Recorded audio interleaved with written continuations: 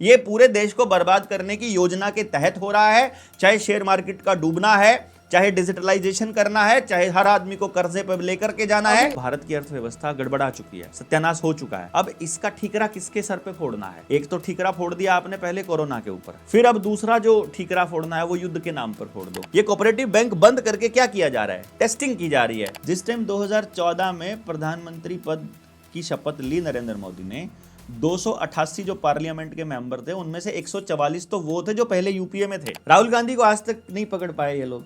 ए राजा कोयला घोटाले में ए राजा बरी हो चुका है। 2014 से लेके आज तक किसी भी भ्रष्टाचारी को सजा दिला पाए क्या? आप अंबानी और अडानी को बर्बाद कर दो, देश अपने आप बर्बाद हो जाए, क्योंकि सारी की सारी जितना पैसा उनके पास पड़ा हुआ है आज देश के पास। जो जिन्होंने भी भारत को भारतीयता के आधार पर खड़े करने की बात की, चाहे भाई राजीव दीक्षित हो, चाहे इंदिरा गांधी हो, चाहे राजीव गांधी हो, लाल बहादुर शास्त्री हो, इनको क्यों मारा? तेलंगाना में सरकार किसकी है? कांग्रेस की। कांग्रेस की सरकार में जंगल कट रहे हैं। वो कांग्रेस जो हसदेव के काटने पर नाटक कर रही थी विरोध करने का, वो वहां काटने दे रही है। और राहुल गांधी की मुंह में दही जम गया है। नहाने में आपका पैसा लग रहा है, खाने में आपका पैसा लग रहा है, खाना बनाने में आपका पैसा लग रहा है, घर से जाने आने में पैसा लग रहा है। मतलब आपको पूरी तरह से कंट्रोल करने का एक पूरा गेम प्लान इनका तैयार है। देश के पास टोटल करेंसी जो नोट छपे हैं वो है 34 लाख करोड़ और कर्जा दिया हुआ है 215 लाख करोड़। सबकी जमीन बैंकों में नीलाम पड़ी है, घर सबके लोन पर हैं, आपके यहां तक कि क्रेडिट कार्ड बनवा रखा है, लोगों के कच्चे भी लोन पर हैं। एक वीडियो में आप जिक्र भी कर रहे थे कि कोई नया धर्म आ रहा है। जब कोई आदमी अपने पंथ का कट्टर समर्थक बन जाता है तो वो आतंकी के जैसा हो जाता है। तो हर देश के अंदर कोई ऐसा कट्टरपंथी कोई व्यक्ति लाया जाएगा, सत्ता के ऊपर बिठाया जाएगा, वो अपने अनुयायियों को कट्टरपंथी बनाएगा और वो कट्टरपंथी फिर देश के अंदर कत्लेआम और डर और भय का माहौल बनाएंगे। नपुंसकता का आंकड़ा अगर आप चेक करोगे, हिंदुओं में सबसे ज्यादा है। करनाल जिले में 1,38,000 बच्चा आईवीएफ से पैदा हुआ है 2023 में। आपको मालूम है कि ये पूरा ट्रैफिक का जो डिपार्टमेंट है पूरा का पूरा फ्रॉड है, पूरा पुलिस डिपार्टमेंट इलीगल है। जहां एक दूसरे से लेन देन में पैसा इस्तेमाल होता है वो भारत नहीं है। ये कहाँ लिखा हुआ है कि ये भारत है? ऐसे तभी ये तो पागल हो गया। तो? ये कैसी कैसी बातें कर रहा है? ये इसको कुछ पता नहीं। ये कौन सी रिसर्च करके आया है? ये कौन है? ये इतनी बहकी बहकी बातें क्यों कर रहा है? डॉक्टर साहब राम राम। राम राम जी भाई जी, कैसे हो? एकदम बढ़िया। पिछले वाला पॉडकास्ट बड़ा जबरदस्त गया था अपना। हाँ, मतलब मैंने देखा, कई लाख लोगों ने उसको देखा अब तक। लगभग 4 लाख लोगों ने देख लिया उसको। आज जो हमारा पॉडकास्ट था ना, जब पॉडकास्ट आने के बाद आपकी एक बुक लॉन्च हुई थी। हाँ, रुपया मूल्य का मापक या शोषण का साधन।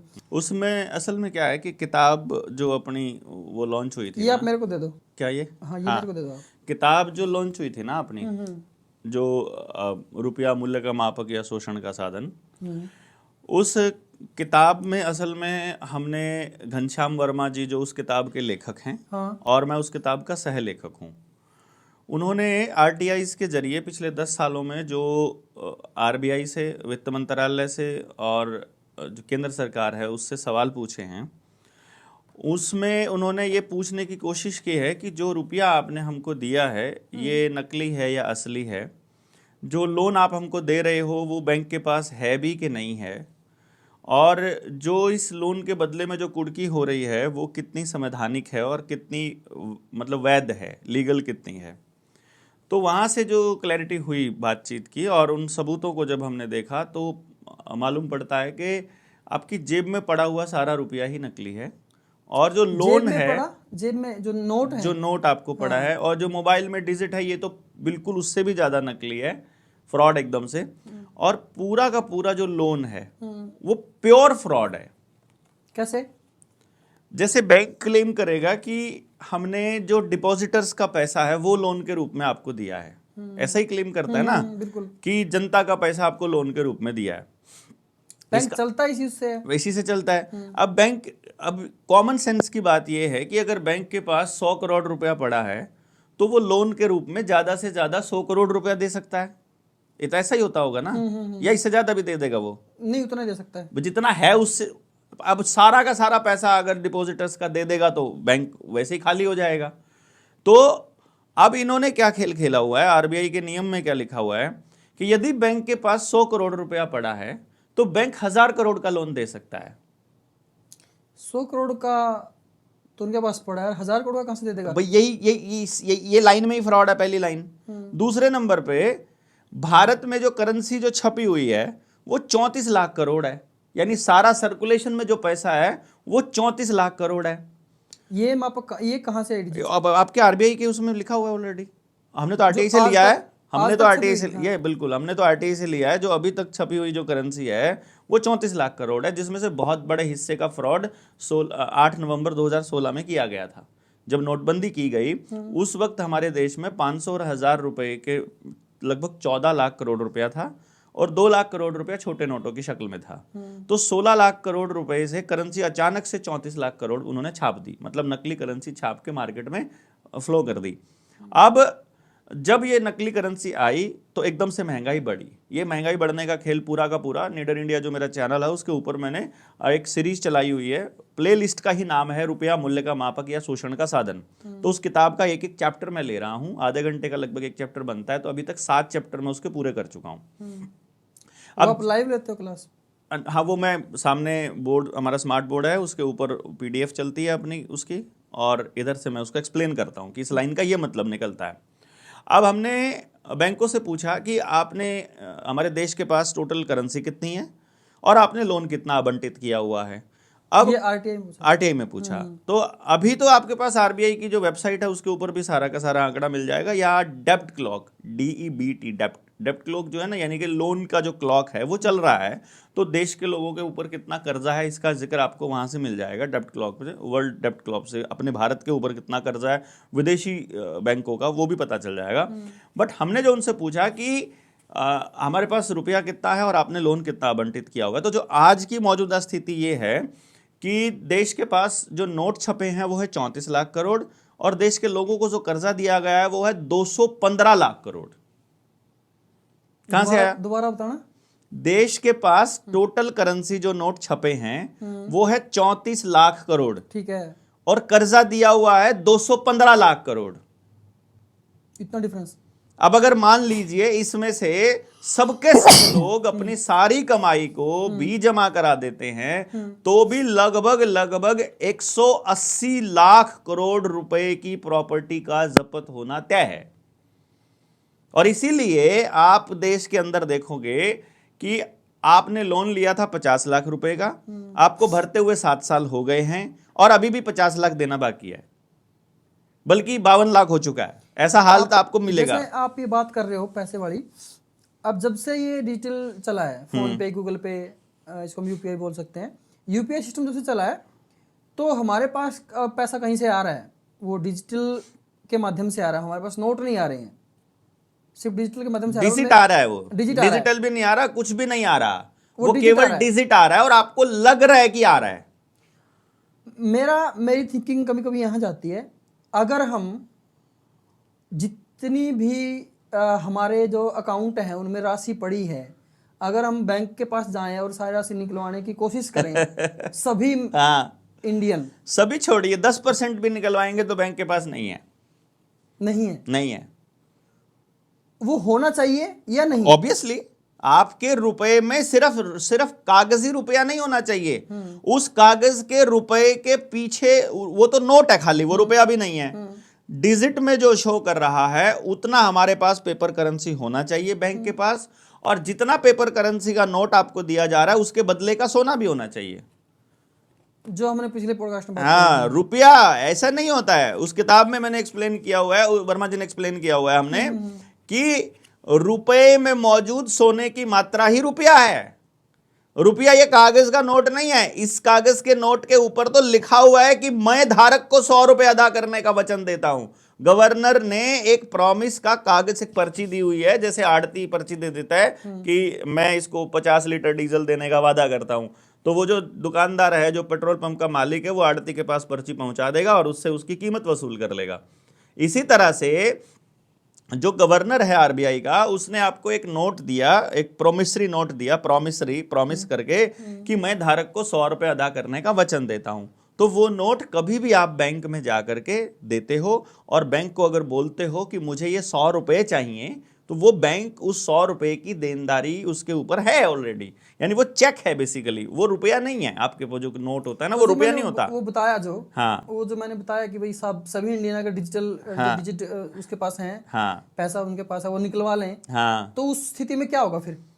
नहीं निकलवा लेंगे, पहली बात तो उनके पास है ही नहीं है, और बैंक ऑलरेडी क्योंकि फ्रॉड पे चल रहे हैं तो फ्रॉड का पता चल जाएगा देश के लोगों को, और बैंक जो है अगले दिन से बैंक का कोई कर्मचारी आएगा ही नहीं, बैंक खुलेगा ही नहीं, क्योंकि बैंक सारे किराए पर चलते हैं। तो सारी व्यवस्था चरमरा जाएगी। ऑलरेडी चरमराई हुई है मेरे दोस्त। चरमरानी क्या है, पूरे गांव का गांव कर्जदार पड़ा है, सबकी जमीन बैंकों में नीलाम पड़ी है, सामूहिक जमीन जा चुकी है, घर सबके लोन पर हैं, गाड़ियां सबकी लोन पर हैं, आपने कुछ चीज खरीद रखी है, एसी तक लोगों ने लोन पे खरीदे हुए हैं, आपके यहां तक कि क्रेडिट कार्ड बनवा रखा है, लोगों के कच्चे भी लोन पर हैं।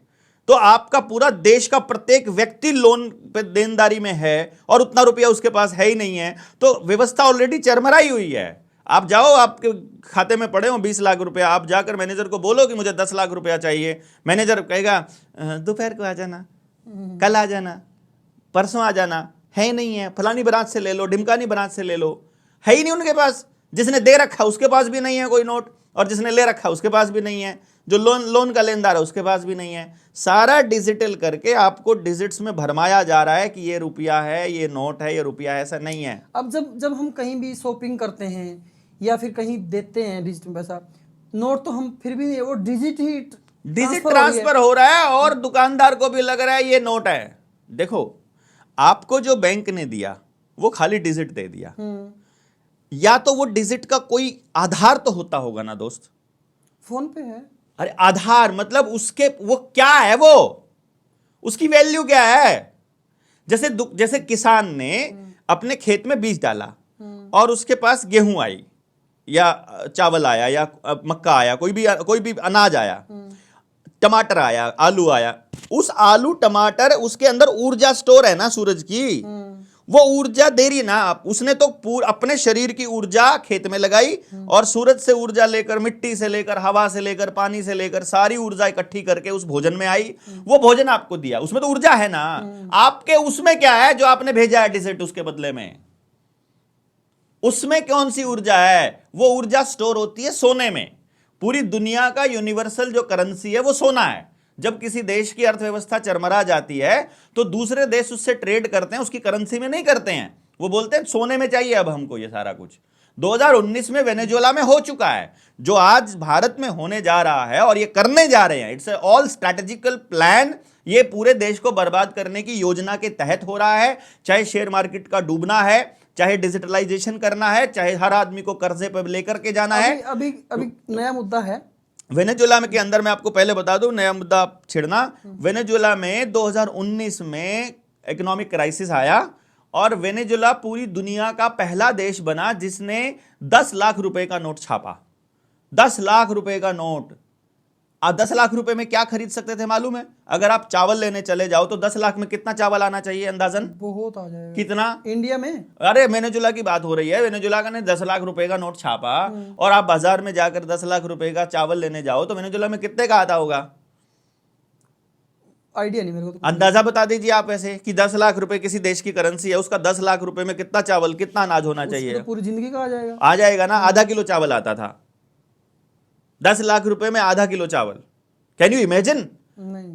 श्रीलंका के अंदर 2021 में जिस टाइम हमारे यहां लॉकडाउन लगा हुआ था, श्रीलंका में इकोनॉमिक क्राइसिस जब लाया गया, ये छोटे छोटे देशों में टेस्टिंग की जाती है, ताकि जब भारत जैसे देश को बर्बाद करना है तो उसके लिए वो जो पैरामीटर्स हैं कि जब किसी देश को डुबोया जाता है, जब अभी छोटे छोटे कोऑपरेटिव बैंक बंद हो रहे हैं, ये कोऑपरेटिव बैंक बंद करके क्या किया जा रहा है? टेस्टिंग की जा रही है कि कितने प्रतिशत लोग हार्ट अटैक से मर जाएंगे जब उनका पैसा ब्लॉक हो जाएगा, कितने प्रतिशत लोग सड़क पर उतर जाएंगे, कितने कोर्ट की शरण लेंगे, कितने इस पे मैनेजर्स पे अटैक कर देंगे, कितनी पुलिस की जरूरत पड़ेगी, कितनी आर्मी की जरूरत पड़ेगी, कितने ऊपर गोलियां बरसानी पड़ेंगी, इसकी सबकी टेस्टिंग होती है। तो जब श्रीलंका के अंदर इकोनॉमिक क्राइसिस आया, वहां पर महिलाओं ने अपने कान की बालियां, हाथों की अंगूठियां, वो सब दे दी अपने बच्चों को खाना खिलाने के लिए। 1400 रुपए की एक पैकेट मिलता था दूध का, 1200 रुपए किलो, 1200 रुपए का ब्रेड का पैकेट मिल रहा था वहां पर। और उसके बाद जब ये सब हो रहा था, एक वक्त ऐसा आया जब सारा गोल्ड खत्म हो गया महिलाओं के पास, उन्होंने अपनी इज्जत बेची अपने बच्चों को रोटी खिलाने के लिए। ये भारत को इसी स्थिति पर लेकर के आ रहे हैं। और ये जो डिजिटलाइजेशन और जो लोन का जो गेम प्लान है, बल्कि जो गांव में सेल्फ हेल्प ग्रुप के नाम पर जो महिलाओं को लोन दिया जा रहा है, ये इसी षड्यंत्र का हिस्सा है। सारा का सारा पैसा या तो शेयर मार्केट में जा रहा है, या बैंकों में जा रहा है, या लोन के रूप में किस्तों के रूप में जा रहा है, और सब बांटा जा रहा है। अब आप देखिएगा धीरे धीरे सारा पैसा स्टोर हो जाएगा बड़ी कंपनियों के पास, और बड़ी कंपनियां चलती हैं सेंसेक्स से, सेंसेक्स चलता है न्यूयॉर्क के उस वॉल स्ट्रीट से, और वो चलता है लंदन से, और वो चलता है वेटिकन सिटी से। वही जो गेम प्लान मैं वर्ल्ड इकोनॉमिक फोरम का बताता हूं, जब चाहे जिस दिन चाहे पूरे देश की इकोनॉमी को अगर बर्बाद करना है, आप अंबानी और अडानी को बर्बाद कर दो, देश अपने आप बर्बाद हो जाए, क्योंकि सारी की सारी जितना पैसा उनके पास पड़ा हुआ है आज देश के पास। देश में जो वेल्थ का डिस्ट्रीब्यूशन है वो आम नागरिक के पास थोड़ी ना है। इसको समझना बड़ा जरूरी है कि आपका वेल्थ का डिस्ट्रीब्यूशन कैसे जा रहा है, प्रोडक्शन कौन कर रहा है, प्रोडक्शन में कितना शामिल है देश का नागरिक। देश का नागरिक प्रोडक्शन में तो शामिल है ही नहीं, कंज्यूमर बना हुआ है। बच्चे की स्कूल की पढ़ाई हो, उसका सुबह उठ करके मतलब पेस्ट करना हो, वो भी अब पैसे से जुड़ गया है। पहले कम से कम आपके गांव में कीकर नीम होती थी तो उससे दातुन करते थे, रुपया तो नहीं लगता था, कम से कम नहाने में भी पैसा लगता है, पानी का बिल आने लग गया अब तो आपका गांव में भी आने लग गया है। तो नहाने में आपका पैसा लग रहा है, खाने में आपका पैसा लग रहा है, खाना बनाने में आपका पैसा लग रहा है, घर से जाने आने में पैसा लग रहा है, बच्चा पढ़ाने में लग रहा है, किताबों में लग रहा है, कपड़े में लग रहा है, आप बातचीत करते हो आपस में फोन पे, उस पर पैसा लग रहा है। आपका कौन सी ऐसी चीज है जिस पर पैसा नहीं लग रहा है? आप सोच करके देखिए। सड़क पर चलने का टोल टैक्स आप देते हो। मतलब आपको पूरी तरह से कंट्रोल करने का एक पूरा गेम प्लान इनका तैयार है। कौन है वो गेम प्लान तैयार करने वाले? देखो, असल में तो दुनिया को दिखाई देता है पूंजीपति, लेकिन दुनिया को दिखाने को पूंजीपति दिखता है, कैपिटलिज्म दिखाई देता है, पर असल में कुछ 10-20 परिवार हैं, 13 परिवार जो आमतौर पे गिने जाते हैं, वो 13 परिवार इसके मालिक हैं, जिनकी टॉप शीर्ष में 2 परिवार आजकल के जो जैसे मॉर्गन वगैरह, रेनल्ड्स वगैरह तो बहुत पीछे हो गए। अगर हम देखेंगे तो रॉथस्चाइल्ड और रॉकफेलर फैमिली सबसे आगे बढ़ रही है। उनके भी इन 13 की 13 फैमिलीज का पैसा भी 2 कंपनियों के अंदर सबसे ज्यादा लगा होता है। वो कंपनियां हैं वैनगार्ड और ब्लैक रॉक। इसमें भी जो सबसे ऊपर है वो ब्लैक रॉक है, और ब्लैक रॉक में वैनगार्ड की इन्वेस्टमेंट और वैनगार्ड में ब्लैक रॉक की इन्वेस्टमेंट है, और वैनगार्ड के अंदर बाकी कंपनियों की इन्वेस्टमेंट और वही कंपनियों की इन्वेस्टमेंट ब्लैक रॉक में है। यानी कोई सी कंपनी डूबे, कोई सी कंपनी बने, किसी कंपनी का शेयर ऊपर जाए, किसी का डाउन जाए, कोई फर्क इनको नहीं पड़ता है। जो आम नागरिक की इन्वेस्टमेंट है वो खत्म होती है।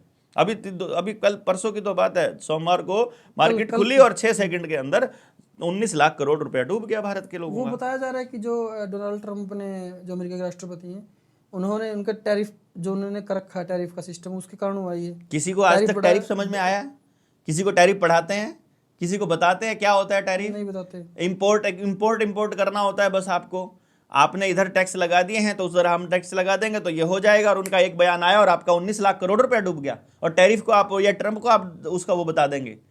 यही क्या, तो क्या मामला बताओ। कुछ भी नहीं मामला है भाई। वो कह रहे हैं कि तुम लोगों ने प्रोडक्शन जो हमारे यहाँ, जो हमारी कंपनियां, जो अमेरिका की कंपनियां इंडिया में आई हुई हैं, अब आपको मेक इन इंडिया बताया।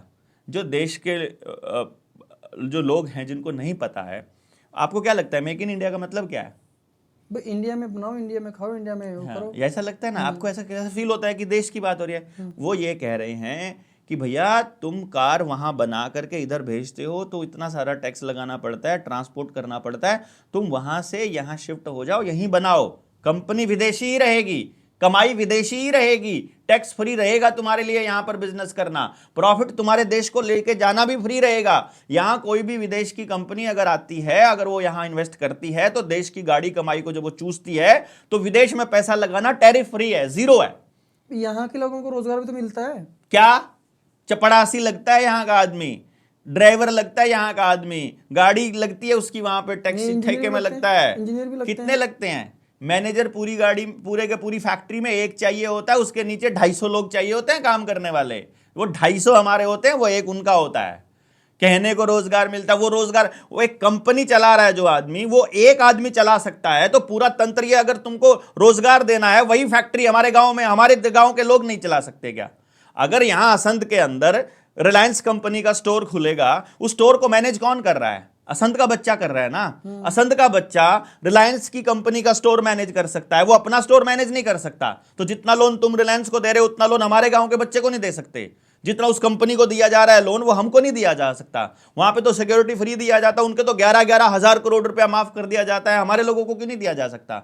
हमारे यहां पर तो 20 लाख का लोन अगर होता है, 1 करोड़ की प्रॉपर्टी है, 18 लाख रुपया भर भी चुका है, मात्र 2 लाख बचा पड़ा है, तो मकान की कुर्की कर देते हैं और उनके 11,000, 15,000, 1 लाख करोड़ माफ कर देते हैं। अभी मैं आपकी एक वीडियो देख रहा था, आप ऐसे तो से बात कर रहे थे, थाने के सचिव से बात, पता नहीं एसपी से बात कर रहे थे आप। नहीं, एसएचओ सही था, वो कुंजपुरा के थाने की बात थी। हाँ, वो उठा के ले गए थे कोई लोन, जो उनका मकान वो हाँ हाँ हाँ, करने आए हुए थे। बिल्कुल। क्या था मामला? वो तहसीलदार ने आदेश दिया। मामला क्या शुरू से बताओ। मामला यह है कि बंदे ने लोन लिया हुआ है और उसने मतलब 20 लाख रुपए में सॉरी 6 लाख रुपए में से 4 लाख रुपए भर भी दिया है, 2 लाख रुपया बचा हुआ है, सारी प्रॉपर्टी को कुड़क कर रहे हैं। और कमाल की बात क्या है, मतलब अंधेर नगरी चौपट राजा वाला हालत यहां पर क्या है कि प्रॉपर्टी किसी और की है, लोन किसी और ने लिया हुआ है और मकान किसी और का सीज किया जा रहा है। ऐसे कैसे? यही खेल है, बस कोई पूछने वाला ही नहीं है। क्या था वो प्रॉपर्टी किसकी थी? प्रॉपर्टी अमित जो जिसकी मैं बात कर रहा था, जिसको वो उठा के लाए थे बंटी की, उसके भाई की और उसकी ज्वाइंट प्रॉपर्टी है। लोन उसके भाई ने लिया हुआ है, लिया हुआ बाड़े के जमीन के ऊपर है और लोग बंटी के घर पे लगा रहे हैं। नहीं, आप तो अमित की बात कर रहे थे ना। बंटी अमित का ही नाम है, तो अमित को उठा करके ले गए। अमित कह रहे मेरी क्या गलती है, मेरा तो लोन भी नहीं है। वो कह रहे नहीं, इसी का आदेश हुआ है, बस इस पे इस पे ताला लग जाएगा। तो फिर क्या हुआ उस मामले का? कुछ भी नहीं हो। वो तो फिर जब पता लगा कि पूरे देश से लोग इसके साथ जुड़े हुए हैं, तो एसएचओ को बाद में उन्हें एसएचओ ने गलती मानी अपनी और बोला कि हमने तो चाय पिला के भेज दिया है घर पे वापस। घर पे जाके उसने अपना ताला तोड़ लिया, अपने घर में है वो ठीक हो गया। कि ठीक क्या अब करना चाहिए, तो शिकायत एसएचओ के खिलाफ। फिर गांव का आदमी है बेचारा, वो सोचता है मैं अकेला हूँ, एसएचओ के खिलाफ करूंगा, एसएचओ फिर मुझे किसी नशे वाले या ड्रग्स वाले किसी केस में फंसा के अंदर कर देगा, फिर तो मैं कहाँ जाऊँगा, मेरे साथ कोई लगने वाला है नहीं है। डर जाता है आदमी पुलिस के इस डर से कि उनकी मर्जी है, वो कुछ भी फेल देते हैं। जब वो कॉल आया, मैं उस वक्त नांगल चौधरी में था, उस वक्त मतलब महेंद्रगढ़ के आसपास था जब कॉल आई। तो वहीं उसी एरिया में एक वीडियो में आप जिक्र भी कर रहे थे कि कोई नया धर्म आ रहा है, वो क्या सिस्टम? हाँ, क्रिस्लाम। वो यहूदी, इस्लाम और क्रिश्चियंस ये मिल करके एक इनका मिला जला एक धर्म बना रहे हैं, क्रिस्लाम। कौन बना रहा है? और यही वेटिकन वाले जिनका मैं भी जिक्र कर रहा था, जिनको पूरी दुनिया कंट्रोल करनी है। और ये कह रहे हैं कि जो आपकी जो धर्म की जो प्रैक्टिसेस हैं, मतलब अगर आप जैसे आप हिंदू पंथ को, मतलब धर्म तो नहीं है हिंदू, अगर आप हिंदू पंथ को प्रैक्टिस कर रहे हो तो पंथ आपने नाम लिया, पंथ और हिंदू में क्या फर्क है? पंथ ही है ना हिंदू। पंथ मतलब कि एक विचारधारा। पंथ और धर्म में क्या अंतर है? धर्म वो अलग अलग नहीं हो सकता किसी के लिए, वो सबके लिए एक होता है। जैसे भाई का धर्म क्या है, आप किसी भी घर में पैदा हुए हो, भाई का, बड़े भाई का वही धर्म है, छोटे भाई का वही धर्म है, माँ का वही धर्म है। जैसे माँ का गर्भ धारण करना और बच्चा पैदा करना, हिंदू, मुसलमान, सिख, ईसाई कोई भी माँ हो वैसे ही बच्चा पैदा करेगी जैसे होता है, वो माँ का धर्म है। वहां होकर के उसका रोल क्या है, वो उसका धर्म है। प्रकृति के नियमों को पालन करना ही धर्म है। फर्ज और धर्म, फर्ज तो आप उसको फर्ज तो अलग बोल देते हो, धर्म एक्चुअली यानी जो धारण या जो नियम धारण करने लायक है वही धर्म है, और वो किसी का अलग हो ही नहीं सकता। आप किसी काम को करने से, आपने पूजा की पद्धति, परमात्मा एक सबके लिए एक ही है, वही है। उस परमात्मा के बारे में सोचना कि तुमको उसके बनाए नियमों का ही पालन करना है, ये तो हमारा धर्म है। उसकी पूजा अर्चना कैसे करनी है, इसके नियम अलग बना दिए, वो पंथ बन गया। जैसे सिख अपने परमात्मा की अर्चना अलग करेंगे, हिंदू अपना अलग करेगा, मुसलमान अलग करेगा, यहूदी अलग करेगा, ईसाई अलग करेगा, तो वो पंथ हैं, वो धर्म नहीं है। वो हमें झूठ बहकाया गया है, वो हमको गलत तरीके से घुसाया गया है। धर्म सबका एक है, जैसे हमारा इंसानी धर्म है, वो सबका एक ही है ना। इंसान होने के नाते आपको जीव कल्याण की बात करनी है, जीवों को मारना नहीं है, प्रकृति का नुकसान नहीं करना है, पानी का दूषित नहीं करना है, हवा को दूषित नहीं करना है, दूसरे किसी जीव को मतलब परेशान और मारने का वो काम नहीं। यही है ना सबका धर्म। तो ये धर्म है उसका। तो पंथ अलग अलग है। पंथों में घुस के फिर वो जैसे आतंकी बन जाता है ना, जब कोई आदमी अपने पंथ का कट्टर समर्थक बन जाता है तो वो आतंकी के जैसा हो जाता है। तो हर देश के अंदर कोई ऐसा कट्टरपंथी कोई व्यक्ति लाया जाएगा, सत्ता के ऊपर बिठाया जाएगा, वो अपने अनुयायियों को कट्टरपंथी बनाएगा और वो कट्टरपंथी फिर देश के अंदर कत्लेआम और डर और भय का माहौल बनाएंगे। कोई पार्टी भी हो सकती है। हाँ, पार्टी तो देखो, पार्टी की विचारधारा में कभी ये सब नहीं होता है, ये काम कोई व्यक्ति ही करता है। बेसिकली व्यक्ति को चेहरा बना के लाया जाता है। अभी इंडिया में, भारत में जो भारतीय जनता पार्टी है उसकी विचारधारा हिंदू की नहीं। अभी तो मुसलमानों को गिफ्ट किया है, योगी ने भी किया है, मोदी ने भी किया है। मेरा कहने का मतलब ये है, आपने कभी देखा है कि हम हिंदू की विचारधारा पर काम कर रहे हैं, ऐसा कभी बोला हो नरेंद्र मोदी ने? या बोला तो नहीं है वो, लेकिन वो काम जरूर कर रहे हैं। फेक आईडी बनाई जाती हैं, लोगों के अंदर घुसाया जाता है और लोगों के दिमाग में ऐसा सेट किया जाता है कि वो अपने आसपास के लोगों को अपना दुश्मन मानना शुरू कर दें। कुछ काम ऐसे हैं जो हिंदुओं के पक्ष में ज्यादा किए हैं भारतीय जनता पार्टी ने। ऐसा दिखाई देता है, ऐसा दिखाई देता है। वैक्सीन हिंदुओं को ही सबसे ज्यादा लगाई गई थी। अब वैक्सीन का कितना फायदा हुआ है ये आप सबको मालूम है, आपके आसपास हो रहा है ना, तो हिंदुओं को ही लगी ना। अब जितने आप देखोगे, अगर जाकर के नपुंसकता का आंकड़ा अगर आप चेक करोगे, हिंदुओं में सबसे ज्यादा है। कर्जे का आंकड़ा देखोगे, हिंदुओं में सबसे ज्यादा है। जो उद्योग धंधे, डाटा कहाँ है ये? सब जगह आप उठा के देखो ना, पॉपुलेशन का परसेंटेज के हिसाब से उठा के देख लो कितने लोगों के ऊपर कितना कर्जा है। इस्लाम में तो कर्जा वैसे ही हराम है। नपुंसकता का आंकड़ा तो मनमोहन सिंह ने तो 45% को कहा था, अब तो मेरे ख्याल से 75 से 80% हो गया है। करनाल का 2023 का आंकड़ा है, करनाल जिले में 1,38,000 बच्चा IVF से पैदा हुआ है 2023 में, और रोहतक में 1,86,000 समथिंग पैदा हुआ है। एक जिले की बात बता रहा हूं मैं, आप देख लगा के देखो पूरे भारत के अंदर। और ये आंकड़े पहले कहाँ थे? कहीं पर भी नहीं थे। IVF सेंटर इतने थे, हार्ट के इंस्टीट्यूट इतने थे, किडनी के इंस्टीट्यूट इतने थे, बॉडी पूरे के पूरे मल्टी ऑर्गन फेलियर पहले कभी होता था? नहीं होता था भाई।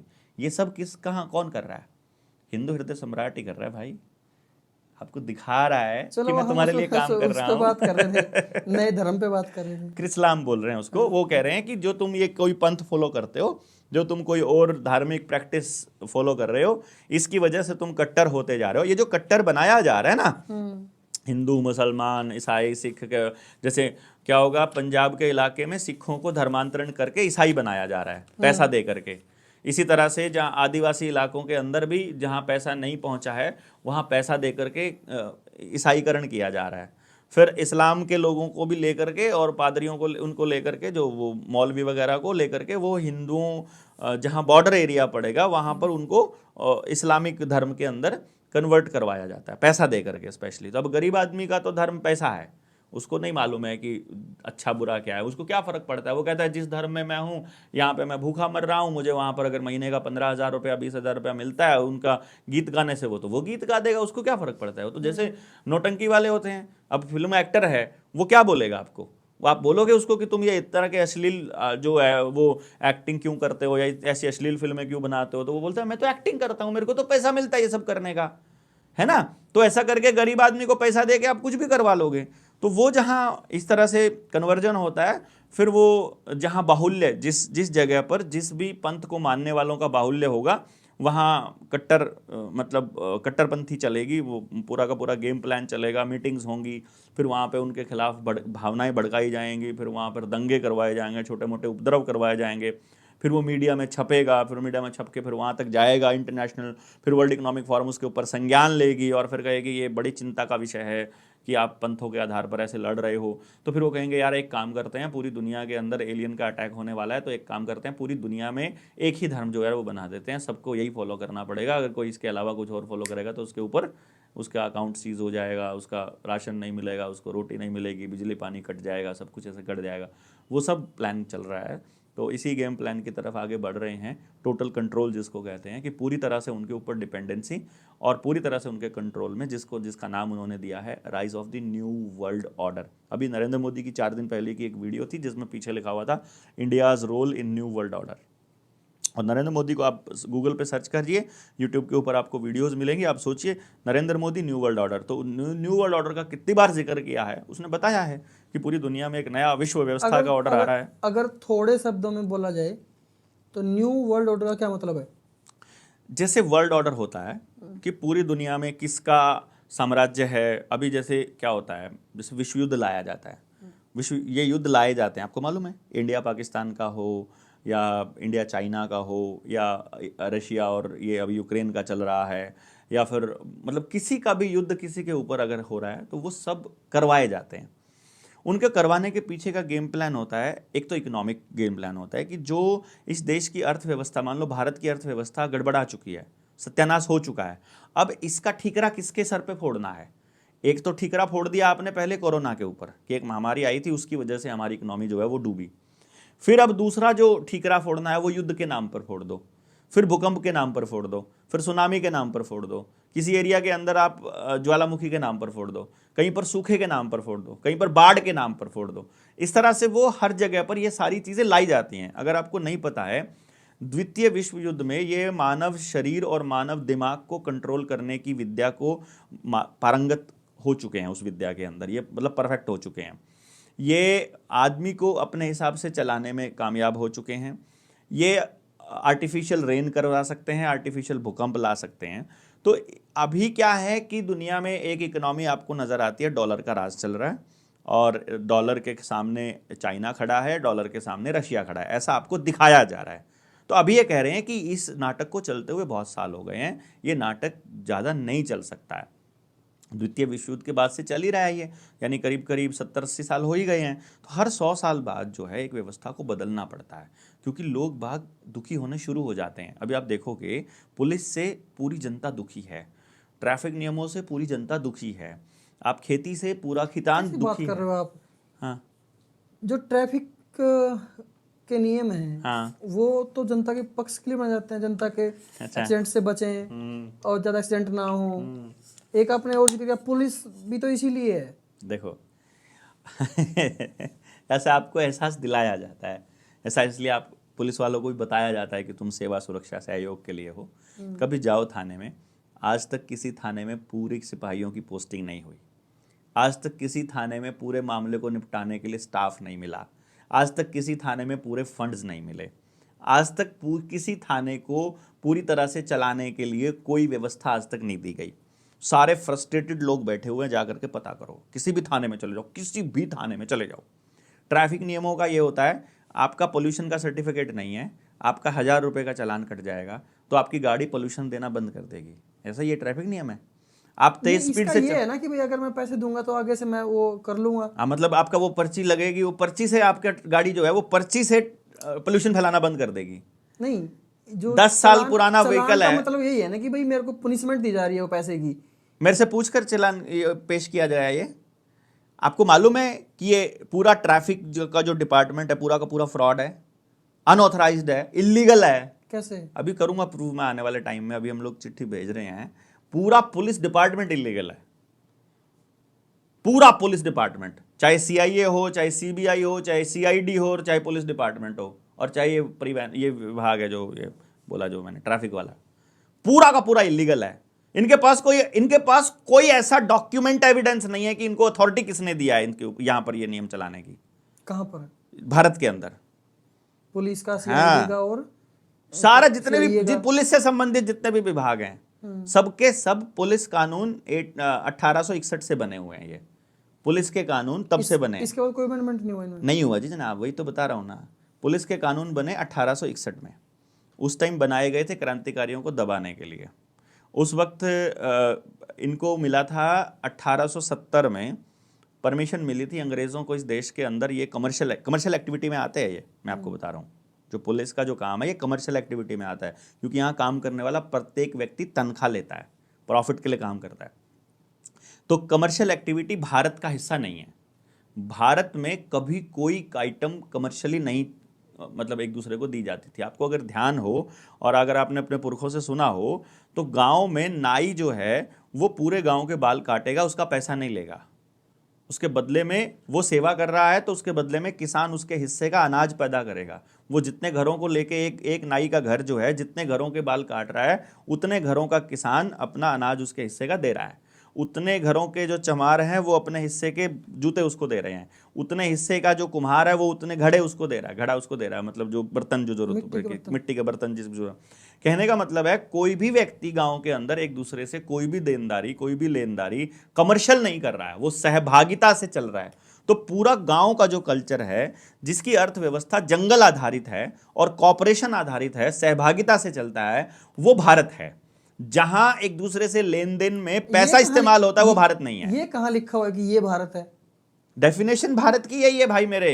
इसीलिए जिस टाइम पर धर्म के नाम पर देश अलग किया गया तो नेपाल अलग बना, नेपाल हिंदू राष्ट्र बना, और जब मुस्लिम राष्ट्र बना तो पाकिस्तान बना। भारत हिंदू राष्ट्र बन ही नहीं सकता है, क्योंकि भारत है ही, भारत का नाम ही यह है कि जहां पर धर्म, जाति, लिंग और रंग, किसी भी आधार पर किसी भी तरीके से कोई भेदभाव ना होता हो, जहां सारे नियम प्रकृति के बनाए हुए चलते हैं, जो सनातन नियम है केवल वो चलेंगे, वही भारत है।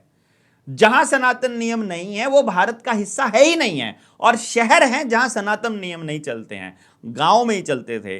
गांव को बर्बाद करना, गांव को शहरों की तर्ज पर विकसित करने का जो ये डायलॉग है, और गांव की जमीन से जंगल को उड़ा देना, सामूहिक तालाब को उड़ा देना, और गांव के अंदर भी बाजार को ले जाना, गांव में भी पैसे का फ्लो ले आना, गांव में भी बुढ़ापे के नाम पर अलग पैसा देना, विधवा के नाम पर अलग पैसा देना, इंजेक्शंस के नाम पर अलग पैसा देना, आंगनबाड़ी के नाम पर अलग पैसा देना, स्कूल के नाम पर अलग पैसा देना, पैसा हर आदमी को पैसे के साथ जोड़ना, दैट इज नॉट भारत।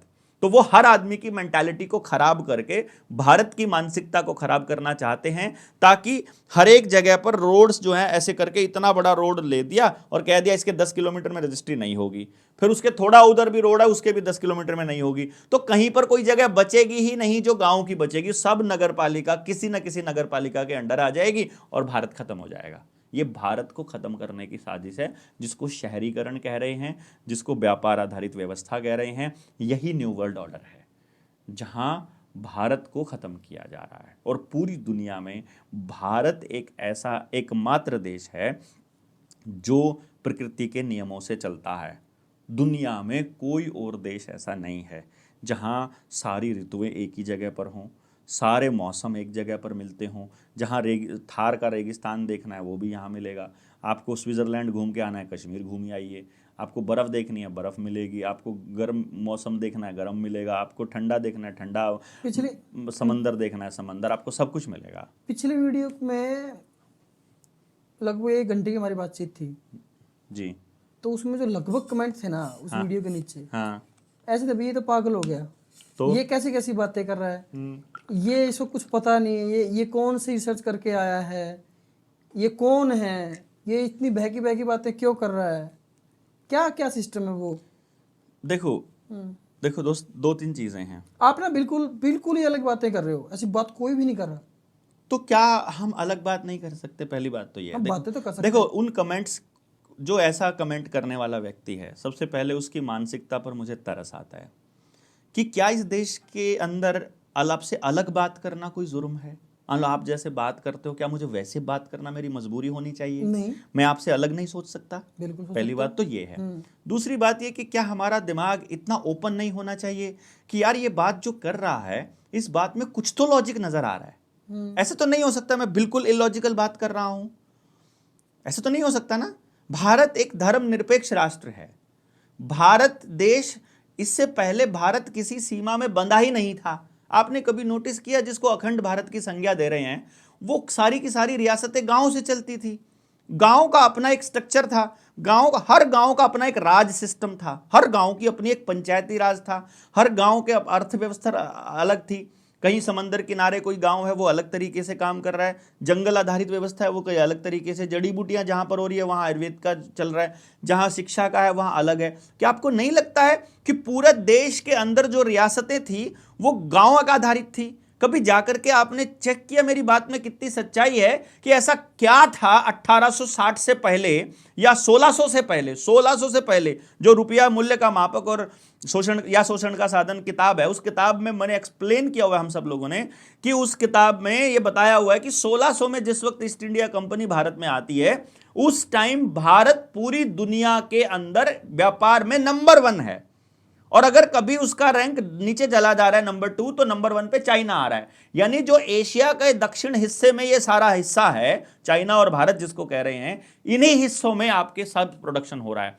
सब कुछ प्रोडक्शन सिर्फ यहां हो रहा है भाई। उन देशों में जिसको यूरोप बोल रहे हो, जहां पर आप लोग जिनको डेवलप्ड कंट्रीज की संज्ञा दे रहे हो, कई कई जगह तो ऐसी है यार 6-6 महीने सूरज नहीं निकलता है। कई कई जगह ऐसी है जहां 9-9 महीने तक आपको बर्फ पड़ी रहती होती है।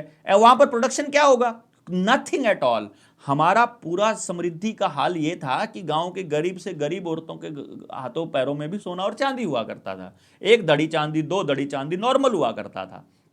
एक एक घर में 20-20, 30-30, 40-40 भैंसों का लंगर नॉर्मल बात होती थी। 30 भैंस किसी के घर में हो आज के टाइम पे 1.5 लाख के हिसाब से भाई साहब 45 लाख रुपए की तो डंगर हुआ करते थे। आज के हिसाब की बता रहा हूं मैं आपको। और करोड़ों रुपए का सोना और चांदी हुआ करता था। मतलब हर घर के अंदर संपन्नता थी क्योंकि प्रत्येक घर प्रोडक्शन से जुड़ा हुआ था और वही भारत था असल में। इसी चीज को अंग्रेजों ने एक्सप्लेन किया है, अपने डॉक्यूमेंट्स के अंदर डॉक्यूमेंटेड किया है। राजीव दीक्षित ने इनको बहुत डिटेल में एक्सप्लेन किया है और अपनी रिसर्च में सबको बताया है। आप उनको सुनिएगा तो पता चलेगा कि भारत असल में क्या था। चाहे उसमें चाइल्ड लेबर की बात हो, चाहे मेटलर्जी की बात हो, चाहे रिसर्च की हो, एजुकेशन की हो, महिलाओं की शिक्षा की हो, जिस पे भी बात करोगे, भारत पूरी दुनिया में नंबर 1 था क्योंकि यहाँ की अपनी एक व्यवस्था थी। भारत की अपनी व्यवस्था, भारतीयता के आधार पर भारत को खड़े करने का मतलब है जो भारत है उसको खड़ा करना। भारत में जो तो जो लोग मेरे खिलाफ कमेंट इस तरह की कर रहे हैं कि ये पागल हो गया है, देखिए ऑब्वियसली अगर जो 100 लोगों में से 99 एक तरफ की सोच रहे हों जो कि टीवी से संचार, देखो आपको सोच कहाँ से मिलती है? टीवी से, मोबाइल से और स्कूल की शिक्षा से। मैं उस शिक्षा से ऊपर पार पा गया, मुझे समझ में आ गया। और मुझे जब समझ में आया तो मैंने देखा कि जो कुछ पढ़ाया जा रहा है, जो कुछ सिखाया जा रहा है, सारा का सारा डॉक्ट्रिन किया जा रहा है, सबका सब प्रोपेगेंडा है। क्योंकि असलियत तो कुछ और है यार। मैं बचपन से पैदा होने के बाद मतलब शुरू से लेके आखिर तक सिर्फ याद कर रहा हूं। ऐसी शिक्षा मुझे कुछ भी नहीं सिखाया जा रहा है। किसी बच्चे से पूछ कर तो देखो, कॉलेज के 12वीं में पढ़ रहा है कोई 18 साल का, उससे पूछ कर तो देखो तुम्हें क्या आता है। उसको कुछ भी तो नहीं आता है मेरे दोस्त, कुछ भी नहीं आता है। ऐसा कैसे हो सकता है कि किसी बच्चे को 18 साल तक की उम्र तक कुछ भी ना आता हो? मैं ये देखा मैंने इस सिलसिले में कि यार ये इत्तेफाक नहीं हो सकता। जिन लोगों ने इसके ऊपर काम किया है, मार क्यों दिया? फिर नेताजी सुभाष चंद्र बोस को क्यों मार दिया भाई? जिन्होंने भी भारत को भारतीयता के आधार पर खड़े करने की बात की, चाहे भाई राजीव दीक्षित हो, चाहे इंदिरा गांधी हो, चाहे राजीव गांधी हो, चाहे ये अपना लाल बहादुर शास्त्री हो, इनको क्यों मारा? गांव स्वराज की बात जब गांधी ने करना शुरू किया आजादी के बाद, रहस्य इनकी मौत अभी भी सारा रहस्य। सुभाष चंद्र बोस की मौत का रहस्य खुला नहीं आज तक। हाँ, लाल बहादुर शास्त्री की मौत का रहस्य नहीं खुला आज तक। इंदिरा गांधी तो चल गया था पता, वो जो उनके सिक्योरिटी गार्ड थे उन्होंने मारा था। क्यों मारा था? राजीव गांधी भी कभी ऐसे मौत का रहस्य वो भी नहीं खुला। वो श्रीलंका से थे शायद। भाई देखो, मारने के लिए कोई ना कोई आदमी तो होगा। वो आपके सामने प्रोपेगेंडा कुछ भी रच देंगे। अभी किसी सड़क पे ऊपर रोड रेज में वो उधर मरवा देंगे और बोलेंगे ये तो सड़क के ऊपर चलते हुए सीसीटीवी कैमरे में आया है कि इनकी तो गाड़ी का छोटा मोटा टचिंग हुई थी, उसी में लड़ाई बढ़ गई और उन्होंने सरिया मार दिया और सिर में और मर गया। तो आपको क्या लगेगा? सचमुच रोड रेज था या इनका पूरा षड्यंत्र खुल रहा था इसलिए मार दिया? हमारे एक साथी की मैं आपको बात बता देता हूँ, हालांकि पता नहीं मुझे बोलनी चाहिए कि नहीं बोलनी चाहिए। हमारे एक साथी के पास इंग्लैंड से फ़ोन आया, बोलते हैं हम इंग्लैंड से बोल रहे हैं और इंग्लैंड के राजघराने से बोल रहे हैं। उन्होंने ये बताया, और जिस टाइम पे उनके पास फ़ोन आता है, कमाल की बात है उनका फ़ोन जैम हो जाता है। जैम का मतलब ये होता है ना लाउड स्पीकर ऑन होता है, ना ही रिकॉर्डिंग चालू होती है, ना ही आप कुछ भी करना किसी को कॉलिंग पे ले सकते हो, कोई बटन काम नहीं करता है, पूरा जैम। कॉल उठाते ही वो बंदे बता रहे हैं तुम्हारे घर में इस कलर के पर्दे लगे हुए हैं, तुम्हारी इस दीवार पर ये फोटो टंगी हुई है, तुम इन लोगों से बात करते हो, तुम्हारे फ़ोन में JSM के नाम से, जनता सरकार मोर्चा के नाम से 186 फ़ोन नंबर सेव हैं, तुम पिछली बार इतने लोगों से बात कर रहे थे, अपनी पत्नी को यहाँ दिखा कर लाए थे, हमारे पास तुम्हारा सारा रिकॉर्ड है। वो थोड़ा डराने की कोशिश किया, फिर बाद में बोला आई डोंट इंग्लिश ऐसा करके उसने बोला, तो उन्होंने एक हिंदी ट्रांसलेटर रखा, एक लड़की को रखा, वो उनसे बात करती रही। फिर वो यहाँ उस लड़की के रिश्तेदार यहाँ पर थे इंडिया में, उन्होंने अपने जानकारों को बोला कि उनको बोलिए कि उनका फ़ोन टैप हो रहा है, गलती से भी अपने साथियों को कॉल ना करें और कहीं ऐसी जगह ना जाएं जहाँ उनकी मीटिंग चल रही हो। उस तरह से वो चलता रहा। आज सुबह, आज की बात बता रहा हूँ मैं, आरबीआई से कॉल आया उनके पास, क्योंकि हमने वो चिट्ठियाँ भेजी हुई तो उन्होंने भी भेजी हुई थी, आरबीआई को भी, गवर्नर को भी, प्राइम मिनिस्टर को भी, सबको भेजी वित्त मंत्रालय में। उन्होंने बोला हम आरबीआई से बोल रहे हैं। ठीक है, बोले देखो तुम्हारे पास दो ऑप्शन हैं, या तो हमारी बात मान लो, या फिर तुम देशद्रोह में अंदर जाओगे, या सड़क एक्सीडेंट में मर जाओगे, या जहर लग के मर जाओगे, या पैरालिसिस हो जाएगा, हमें कुछ नहीं पता। किसको फोन आया था ये वाला? हमारी टीम का एक साथी है, नाम नहीं बता रहा हूँ अभी, ठीक है, यूपी से हैं। अभी कोर्ट में हम लोगों ने घसीट लिया है बैंकों को, पूरे मसले पे फंस गए हैं बैंक, एकदम फंसे पड़े हैं। वित्त मंत्रालय के वित्त सचिव को हमने तलब किया है कोर्ट में, और वित्त और जो कहीं खबर तो है ही नहीं है भाई, हम तो क्या करते हैं, प्रेस कॉन्फ्रेंस करी थी, किसी ने छापने की हिम्मत नहीं है, तो हम क्या करें इसमें, ये तो हमारी गलती तो नहीं है, मैं तो बोल रहा हूँ। तो ये तो बाकायदा सारे डॉक्यूमेंट्स हैं, सब कुछ है। तो जी उसको बोला हमने, और वो जो बंदा था वो बोला या तो ये नहीं मानोगे तो तुम्हारा ये हाल होगा, और यदि तुम हमारी बात मान लेते हो, मानने में तुमको क्या करना है, मानने में तुमको ये करना है कि जो तुमने आज तक चिट्ठियां भेजी हैं उसका जवाब हम तुमको नहीं देने वाले हैं, और तुम्हें भी आगे से कोई चिट्ठी नहीं भेजनी है, बस इतना सा मानना है। बदले में हम तुमको दो ऑफर दे रहे हैं, दोनों की दोनों तुम्हारी। पहली, हम तुम्हें 2 ATM देंगे, पूरी दुनिया में जहां से चाहो जितना चाहो पैसा निकाल सकते हो उस ATM से, यह है पहली ऑफर। दूसरी ऑफर है, जो तुम कह रहे हो कि सरफेसी एक्ट के तहत गलत लोगों को फंसाया जा रहा है, 5000 नाम हमको लिख करके दे दो पूरे देश से, जिनको गलत कार्रवाई हुई है, जिनके मकान पर कुड़की या फिर इसके आदेश आए हुए हैं, उन सब की नीलामी रुक जाएगी और सबको नो ड्यूज मिल जाएगा। 5000 की लिमिट है, इससे ऊपर नहीं। ये दोनों ऑफर तुम्हारे पास है, तुम ये या तो तुम ये कर लो, ले लेते फिर एक, कम से कम आपका एक टीम मेंबर तो हो जाता। सही नहीं एक टीम मेंबर तो हो जाता। अब हम फंसे हुए हैं कि अब हम क्या करें, मतलब इतने से में हम बिक जाएं या लड़ाई को जारी रखें, आदमी खो दें या क्या करें, हम नहीं समझ में आता कि एक चिट्ठी ने और एक कागज़ ने मतलब इतनी हिला दिया, पूरा सिस्टम हिलाया हुआ है। क्योंकि जिस दिन ये चीज़ें बाहर आएंगी उस दिन पूरा बैंकिंग सिस्टम क्रैश करने वाला है, इनको भी मालूम है क्रैश करने वाला है। क्रैश हो जाएगा तो फंसेंगे तो आम आदमी तो ऑलरेडी फंसा हुआ है मेरे दोस्त। कहाँ है अभी तो चल रहा है, मान लो जो चल रहा है, आपको लगता है चल रहा है भाई। आप सारी जिंदगी इसी तरह से चलते रहो तो आपको कुछ नहीं होने वाला है। फिर क्या हो जाएगा जब ये फंस जाएंगे तो आपको असल चीज पता चल जाएगी कि असली धन क्या है। सोचो 40 साल की उम्र तक आपने अपनी सेहत को दांव पे रख के इतना काम किया, और आपको मालूम है कि आप जो काम कर रहे हो इस काम में आपकी आंखें कितनी खराब होंगी, आपका ब्रेन कितना डैमेज हो रहा है, आपको मालूम है आपकी सेहत अंदर से, आपका गट कितना खराब हो रहा है, रात को जाग जाग के आपका पूरा का पूरा सिस्टम अंदर से ऑर्गन फेलियर की तरफ आप जा रहे हो, आपका पूरा सिस्टम अंदर से खराब हो रहा है। तो अब 40-45 साल तक आप अपने सेहत, क्योंकि आपको पता नहीं चलेगा कि आपका अंदर से खोखला हो रहे हो। जब आप 40-45 के हो जाओगे उसके बाद जितना पैसा कमाया सारा डॉक्टरों को पूछ दोगे। नहीं हो रहा तो बता दो अपने आसपास, आपके आसपास कोई एक घर बता दो जिसमें बीमारी नहीं है, मिलेगा नहीं आपको। एक इत्तेफाक थोड़ी हो सकता है यार, ये पूरा स्ट्रैटेजिकल है, पूरा प्लानिंग का हिस्सा है, और इसको समझना पड़ेगा। शरीर को समझना भुला दिया हमने, ज़मीन को समझना भुला दिया हमने असली धन को खो दिया, हमने परिवारों को खो दिया, समाज को खो दिया। अपराध, नशा, कितना चारों तरफ नशा यार, ऐसा कैसे हो सकता है? नशा मुक्त गांव ऐसा बोर्ड लगा होता है और उस गांव के कोने पे 2 ठेके हैं यार, एक इधर वाले पे एक पदर वाले पे। नशा मुक्त गांव कैसे हो गया वो? मुझे नहीं पता कैसा नशा मुक्त गांव है, और आप मान रहे हो। और उस बोर्ड को शान से वहां खड़े होकर के फोटो खिंचवाते हैं वो बच्चे उस गांव के। उनको इतनी अकल नहीं है कि ये ठेका क्या है, ये नशा नहीं है क्या। वो तुमको कह रहे हैं कि जो तुमको ठीक करने वाली चीजें हैं, अफीम और जो ये भांग है, जो दवाइयां हैं एक्चुअली, उनको तो नशा कह करके वो दवाइयां छिड़क के मरवा देते हैं, उनको तो मतलब उनके पौधों को सड़ा देते हैं, और ठेके नए नए रोज खुलते हैं। चिट्टा आपको अवेलेबल इजीली हो जाता है, दूसरे नशे आपको सूखे नशे अवेलेबल हैं। इतनी समझ नहीं है हमको कि नशा क्या होता है और दवाइयाँ क्या होती हैं। इतनी बुद्धि भ्रष्ट हो गई है क्यों हमारी। हो रहा है ये सब? मतलब ये कह सकते हैं भारत बर्बाद हो रहा है। हाँ, यही तो कह रहा हूं मैं, और क्या कह रहा हूं। आपकी जो बातें हैं उनसे ये लग रहा है कि भारत बर्बाद हो रहा है। किया जा रहा है मेरे दोस्त। यहाँ के जो नेता हैं, यहाँ का जो उद्योगपति है, यहाँ का खिलाड़ी है, और यहाँ का अब देखिए खिलाड़ी किस चीज की ऐड कर रहे हैं। 3 पत्ती खेलो, वो कह रहा है ड्रीम 11 खेलो, सट्टा लगाओ, यही खेल रहा है ना, यही कह रहा है ना खिलाड़ी। एक खिलाड़ी फिल्म अभिनेता क्या कह रहा है कि रेड एंड व्हाइट पीने वालों की बात कुछ हो रहा है। दूसरा कह रहा है मिल बैठेंगे 3 यार जब ये सोडा पियेंगे। तीसरा कह रहा है कि ये वाली विस्की पियेंगे तो हम लोग जो है बड़े वो हो जाएंगे। कह नहीं रहा है वो। मैं कोई ऐसी बात थोड़ी कह रहा हूँ जो नहीं कह रहा आपकी बात समझ गया।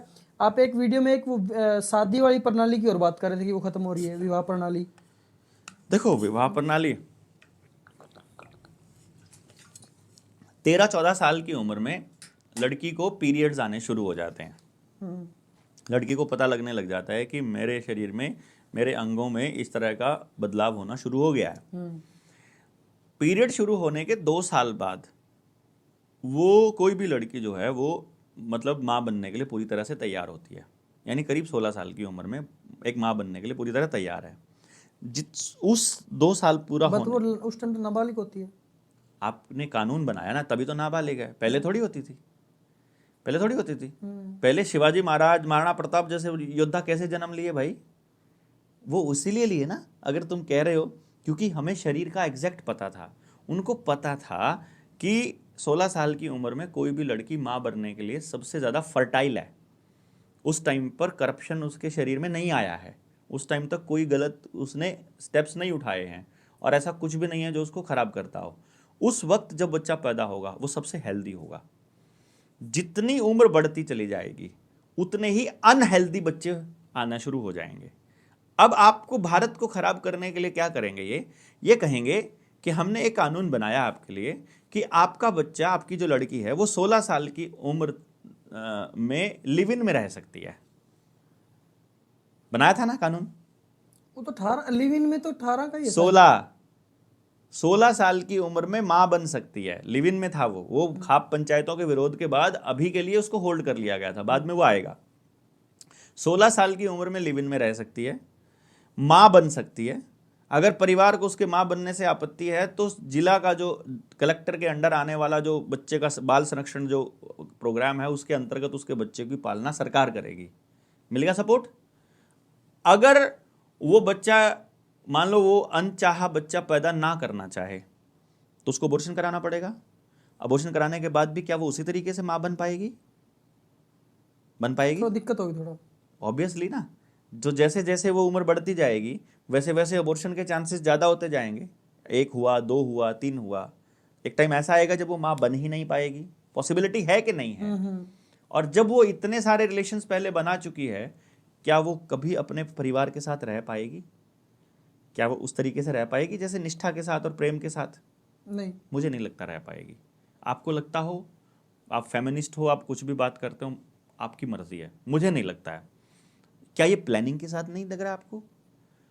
फिर वकील सलाह दे रहा है लड़की को कि तुम्हारा पति तुम्हारे साथ पिटाई करता है ना, तुम्हें इसकी माँ का नाम भी लिखवाना पड़ेगा दहेज वाले मामले में, इसके बाप का भी लिखवाना पड़ेगा, तब साले घुटनों पे आएंगे, तब तुम्हारी बात मानेंगे। होता नहीं है क्या? गलत नाजायज हुआ ना तो कानून बनाया ना इन्होंने। मैरिज टूटेगी कि नहीं टूटेगी? जिस परिवार के को उस लड़की ने गलत इल्जाम लगा करके फंसाया है, क्या वो परिवार कभी भी उसको बेटी की नजर से देख पाएगा? नहीं। क्या वो हस्बैंड उसे कभी भी प्रेम कर पाएगा? नहीं कर पाएगा, कभी नहीं कर पाएगा मेरे दोस्त। और जिस रिश्ते में इतना झूठ आ चुका है वो रिश्ता टूटे बने क्या फर्क पड़ता है? भारत तो नहीं हो सकता वो। क्या ये आपको योजनाबद्ध नजर नहीं आ रहा? नहीं आ रहा है तो मुझे आपसे कुछ इसमें नहीं क्या योजना है यार। आपको शरीर का स्ट्रक्चर बता दिया तो मां कब बननी चाहिए, किस तरह का परिवार का स्ट्रक्चर होना चाहिए, किस तरह से रहना चाहिए, ये इसमें क्लियर नहीं हो रहा सब कुछ। और आपको कानून बना करके आपके पूरे दाम्पत्य जीवन को खराब किया जा रहा है। ये आपको षड्यंत्र दिखाई नहीं दे रहा, इसके अंदर नहीं दिखाई दे रहा है तो मैं क्या कर सकता हूं? इतनी कॉमन सी बात है ये जो मैंने बोली है, आपको अलग दिखाई दे रही है। मैं तो वो बोल रहा हूं जो हो रहा है आपके घर में, मैं तो वो बोल रहा हूं जो शरीर कहता है। आपके बच्चे का सीमन जिस टाइम पे बनना शुरू होता है तब शुक्राणु सबसे हेल्दी होंगे, या वो नशा करते करते 30 साल की उम्र में पहुंच जाएगा तब ज्यादा हेल्दी होंगे? बताना आप। पहले ज्यादा हेल्दी होंगे। पहले ज्यादा होंगे, सिंपल सी बात है। आप मुझे सिर्फ इतना बता दीजिए, आप कहते हो महिलाओं की बराबरी का नाटक खेला जाता है फेमिनिज्म के नाम पर, कि कहती हैं कि महिलाएं जो पुरुषों के बराबर हैं। महिला पुरुष के बराबर हो ही नहीं सकती है। अगर महिला पुरुष के बराबर होती तो उसको बराबर पैदा किया होता भाई, उसको यूट्रस थोड़ी दिया होता। महिला केवल महिला बीज बचा सकती है, केवल मादा बीज बचा सकती है। चाहे पेड़ हो, चाहे फूल हो, चाहे जानवर हो, चाहे इंसान हो, मादा के पास ही कैपेसिटी है बीज को अपने अंदर संरक्षित रखने की। आदमी बचा लेगा क्या? बराबर कैसे हो गई वो? उससे कहीं ऊपर है भाई। फिर कहेंगे मुझे भी आदमी के बराबर आना है, उसका लेवल बहुत ऊपर है, लेकिन उसको यह कहकर कि आदमी के बराबर आना, उसका लेवल नीचे गिराया जाता है। वो कहती है तुम सिगरेट थोड़ी पियोगे, मैं भी पीऊंगी। तुम दारू खाली तुम थोड़ी पियोगे, हम भी पिएंगे। तुम थोड़ी ना कर 2-3 लड़कियों के साथ में सहवास करोगे, हम भी करेंगे। हम भी जाकर के वहां करेंगे। जाओगे गुड़गांव चेक करो ना एक बार जाकर के। और अभी तो खबर छपी थी ना कि कनाडा में रहने वाली लड़कियां देह व्यापार करती हैं अपना खर्चा चलाने के लिए, जो यहां से लड़कियों को भेज रहे हैं बड़े विदेश में। हमारी बेटी वहां पे रहती है, क्या करती है क्या नहीं कुछ पता थोड़ी है, क्योंकि बराबर आ चुकी है ना वहां की लड़की। सिगरेट ऐसे ही बराबर में पी रही है, गुटखा बराबर खा रही है। वो बीज अंदर रख पाएगी, उतना ही शुद्ध रूप में बीज रख पाएगी। इसीलिए महिलाओं को इस करप्शन से दूर रखा गया था, उनको कैद नहीं किया गया था भाई। आदमी को औरत की कदर पता थी, इसलिए वहां पर शुद्धता का, वर्जिनिटी का, और सही समय पर शादी का, और पूरे फैमिली के उस आचरण में, उस फैमिली की छांव में रखने का ये रिवाज रखा गया था। पूरा परिवार पूरा समझता था, पूरे सिस्टम को समझता था पूरा समाज। और इन्होंने, अंग्रेजों ने आपके नेताओं को पालतू कुत्ता बनाकर उद्योगपतियों का, और इस तरह के कानून पास करे कि आपका पूरा फैमिली स्ट्रक्चर गड़बड़ा जाए। और नहीं गड़बड़ाया हुआ तो बता दो, आज के टाइम पर आपका पूरा फैमिली स्ट्रक्चर गड़बड़ाया हुआ है। माँ कहीं रहती है, बाप कहीं रहता है, बच्चा कहीं रहता है, दादा कहीं रहता है, दादी। एक ही परिवार के 5 परिवार बना दिए इन्होंने। हर जगह आपको एक परिवार के 5 परिवार बनाने से 5 गाड़ियाँ लेनी पड़ेंगी, 5 ट्रैक्टर लेने, 5 कार लेनी पड़ेंगी, 5 बाथरूम बनाने पड़ेंगे, 5 टॉयलेट्स, 5 किचन बनाने पड़ेंगे, 5 मोबाइल, सब कुछ 5 करना पड़ेगा। बाजार की मौज होती है इससे। इसलिए आपके बच्चे की पढ़ाई का इंतजाम आपके गांव या उसके आसपास नहीं किया जाएगा जहां वो पैदल चल सके। इंतजाम वहां किया जाएगा जहां जाकर पीजी में रहना पड़े उसे, ताकि एक परिवार वहां बसे। आपको नौकरी आपके गांव में नहीं दी जाएगी, कहीं दूर दी जाएगी। इवन पति को अलग, पत्नी को अलग दी जाएगी, ताकि एक घर वो अलग बसाए, एक घर वो अलग बसाए। आपको क्या लगता है ये पता नहीं है उन लोगों को कि इससे परिवार टूटता है कि बनता है, इससे सेहत खराब होती है? आपका पूरा जिंदगी ट्रैवल करने में लगा दिया जाता है, जबकि मालूम है कि आदमी ट्रैवल करने के लिए नहीं बना। आदमी ट्रैवल करने के लिए नहीं बना है। और ट्रैवल कौन करेगा फिर? क्यों करेगा ट्रैवल? बताइए क्यों करेगा ट्रैवल? आप बताइए क्यों करेगा? अरे भाई, ट्रैवल करने के लिए बनाया होता तो पंख लगाकर भेजता ना परमात्मा। जिनको भेजा है उनको भेजा नहीं है क्या? तुमको लगाने में क्या तकलीफ थी उसको? तुमको गाड़ी पहिया बनाने की जरूरत क्या थी? बताओ, गाड़ी बनाने की जरूरत क्या है तुमको? करते क्या हो वहां जाकर के, जो तुम अपने गांव में नहीं कर सकते, जो वहां पर नहीं कर सकते जहां से आप पैदा हुए हो? आपको जो ट्रैवल करवाना है ये षड्यंत्र का हिस्सा है। पूरा ट्रैवलिंग आपको बर्बाद करने के लिए है। बच्चा साइकिल चलाने के लिए नहीं बना है। रीढ़ की हड्डी खराब होती है। 16 साल तक उसकी हड्डी को पकने दिया जाए, दौड़ने दिया जाए। दौड़ना भी कच्चे में, पक्का नहीं होना चाहिए, ईंटें नहीं होनी चाहिए, रोड सड़क पे पक्का नहीं होना चाहिए। लेकिन सब पक्का कर दिया हरामखोरों ने। आप इसलिए सबके घुटने खत्म हो रखे हैं। कच्चा चलने को छोड़ा ही नहीं है। पानी अंडरग्राउंड नीचे ना जा पाए, रिचार्ज ना हो पाए, इसलिए सब कुछ पक्का कर दो। खेत हैं तो, हाँ, खेत हैं तो वहां से नीचे से ही निकाल करके पानी दे रहे हैं आपको। नहर का पानी थोड़ी आ रहा है, नीचे से निकाल रहे हैं। और आसपास में सफेदे लगा दिया, यूकलिप्टस, जो सारा पानी चूस जाते हैं। नहीं लगाए तो बताओ। ये तो है। हाँ, तो फिर पॉपुलर पे आपको फायदा मिलेगा। इसका एंडिंग क्या है फिर? एंडिंग आपकी गुलामी है। अगर आपने नहीं समझा तो, अगर आपको समझ में आ गया कि पानी बर्बाद हो रहा है, आपको समझ में आ गया कि गेहूं आपकी फसल है ही नहीं है, गेहूं और चावल आपकी फसल नहीं है, हरियाणा की फसल नहीं है, पंजाब की फसल नहीं है, क्यों दिया जा रहा है भाई? पता नहीं है कि इससे कैंसर होता है? सरकार को नहीं पता है क्या? मेरे को जैसे अदने से आदमी को पता है कि गेहूं से कैंसर होता है, ये अमेरिका की फसल है, हमारी नहीं है, हमारे मोटे अनाज हैं, वो खत्म कर दिए। हमको पेस्टिसाइड दे दिया, यूरिया दे दिया, बीज खत्म कर दिया, आपका डंगर खत्म कर दिए। अब आज के टाइम पे बीज के ऊपर चला हुआ है ना, अभी बीज वालों ने क्या कहा कि जो ये बीज का नया कानून बना है इसके विरोध में अब हमने 1 हफ्ते के लिए अपनी दुकानें बंद रखी हैं और जब तक बातचीत नहीं होगी बीज नहीं देंगे हम किसान को। सोचो, किसान के पास अपना बीज नहीं है, वो खेत में कुछ भी नहीं बो पाएगा। और अब एफसीआई के पास अनाज भी नहीं है, एफसीआई के पास अनाज नहीं है, बीज टाइम पर वो बो नहीं पाया। देश में अनाज की किल्लत होगी कि नहीं होगी? होगी। फिर आपको भी गेहूं खरीदने के लिए, अपने बच्चे को ब्रेड का पैकेट खिलाने के लिए आपको भी देह व्यापार करना पड़ेगा कि नहीं करना पड़ेगा? शायद वहां तक तुम जाने की परेशानी तो होगी। अरे भैया, परेशानी कितने दिन? अभी सिर्फ साइलोज में पड़ा है अंबानी अडानी के पास गेहूं, सिर्फ उनके पास अनाज पड़ा है। और उनके लिए अग्निवीर अभी 4 साल की पूरी करके आ रहे हैं, आ चुके हैं, भर्ती हो रहे हैं अभी रिलायंस में। सारे के सारे बंदूक लेके खड़े होंगे अनाज लेने के लिए चलोगे तो।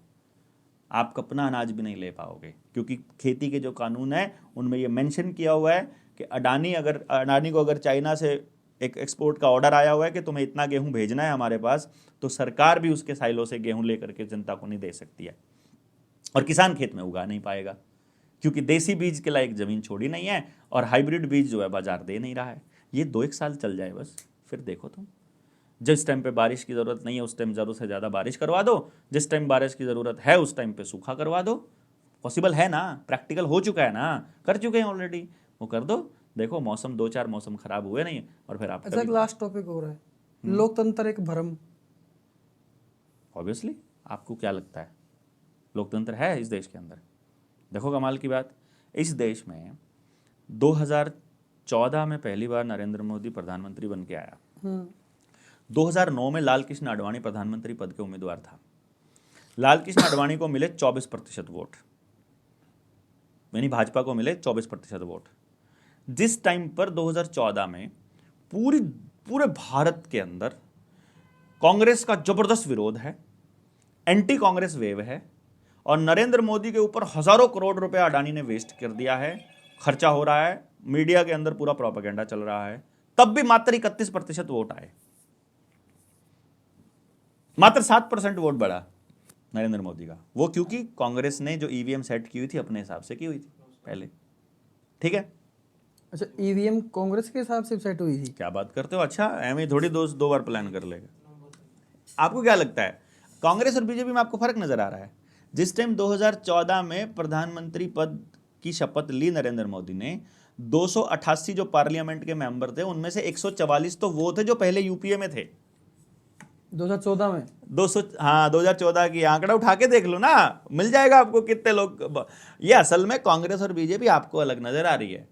ये तो जब पता लगता है 42 साल से कांग्रेसी, ये अपना छोटू राम का नाती फट से वीरेंद्र सिंह, मैं क्यों नाम लूं किसी का, पहुंच गया सीधा बीजेपी में, मलाई खाई पूरी। जब हरियाणा में वेव बनी कांग्रेस की, फिर वापस चला गया। तो आप इसको कांग्रेस ही कहोगे कि भाजपा ही कहोगे? अब तो वो वापस कांग्रेस में आ गए, कांग्रेस ही आपको लगता है यार वो कांग्रेसी है? मैं फिर से कह रहा हूं आपको, राहुल गांधी को आज तक नहीं पकड़ पाए ये लोग। ए राजा कोयला घोटाले में ए राजा बरी हो चुका है। किसी को भी 2014 से लेके आज तक किसी भी भ्रष्टाचारी को सजा दिला पाए क्या? एक भी आदमी के खिलाफ सबूत नहीं मिले। अगर लालू के ऊपर कोई कार्रवाई की थी तो कांग्रेस ने की थी, ये नहीं कर पाया आज तक। हुड्डा के खिलाफ बोलता रहता है प्रॉपर्टी डीलिंग में, हुड्डा ने 12,000 एकड़ बेची थी, इधर सेज बनाया था जो झज्जर का, लेकिन इसकी औकात नहीं है किसी को भी पकड़ के बैठ जाए। तो जो मैं बता रहा था कि 31% वोट मिले और आपको लगा मेजोरिटी की सरकार बन गई।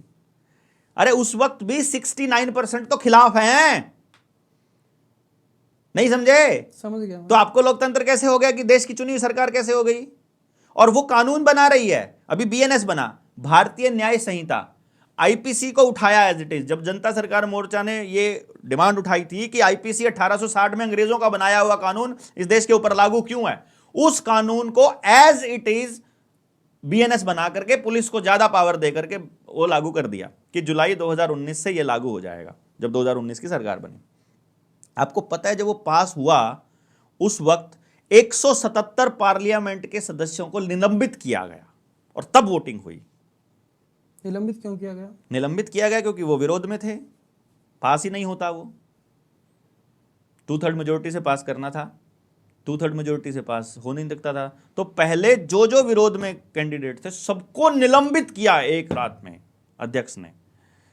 आपको पता भी नहीं ना, देखो कमाल की बात, देश में किसी को नहीं पता कि सबको निलंबित कर दिया। और कमाल की बात यह है कि राहुल गांधी की इतनी औकात नहीं है कि वो इसका विरोध कर दे, क्योंकि इसका मतलब है वो भी वहीं से चल रहा है। अरविंद केजरीवाल कभी बोला इस मुद्दे पर? कोई नहीं बोला। जिस मुद्दे पर साइलेंट रहना होता है सबके मुंह पर ताला लग जाता है। कोरोना के मुद्दे पर कोई सच बोला? अभी जो ये हैदराबाद के अंदर कॉलेज के अंदर जमीन वो जो जंगल साफ किया जा रहा है, हाँ, उसमें भी कोई नहीं बोल रहा। देख लो आप, तेलंगाना में सरकार किसकी है? कांग्रेस की है। कांग्रेस की सरकार में जंगल कट रहे हैं। वो कांग्रेस जो हसदेव के काटने पर नाटक कर रही थी विरोध करने का, वो वहां काटने दे रही है और राहुल गांधी की मुंह में दही जम गया है। कि ये भी नहीं बोल रहे कोई, बीजेपी वाले भी नहीं बोल बीजेपी वाले भी थोड़े बहुत, क्योंकि कांग्रेस शासित प्रदेश ऐसा करके कोई बात पोस्ट आती है उसको शेयर कर देते हैं वो लोग।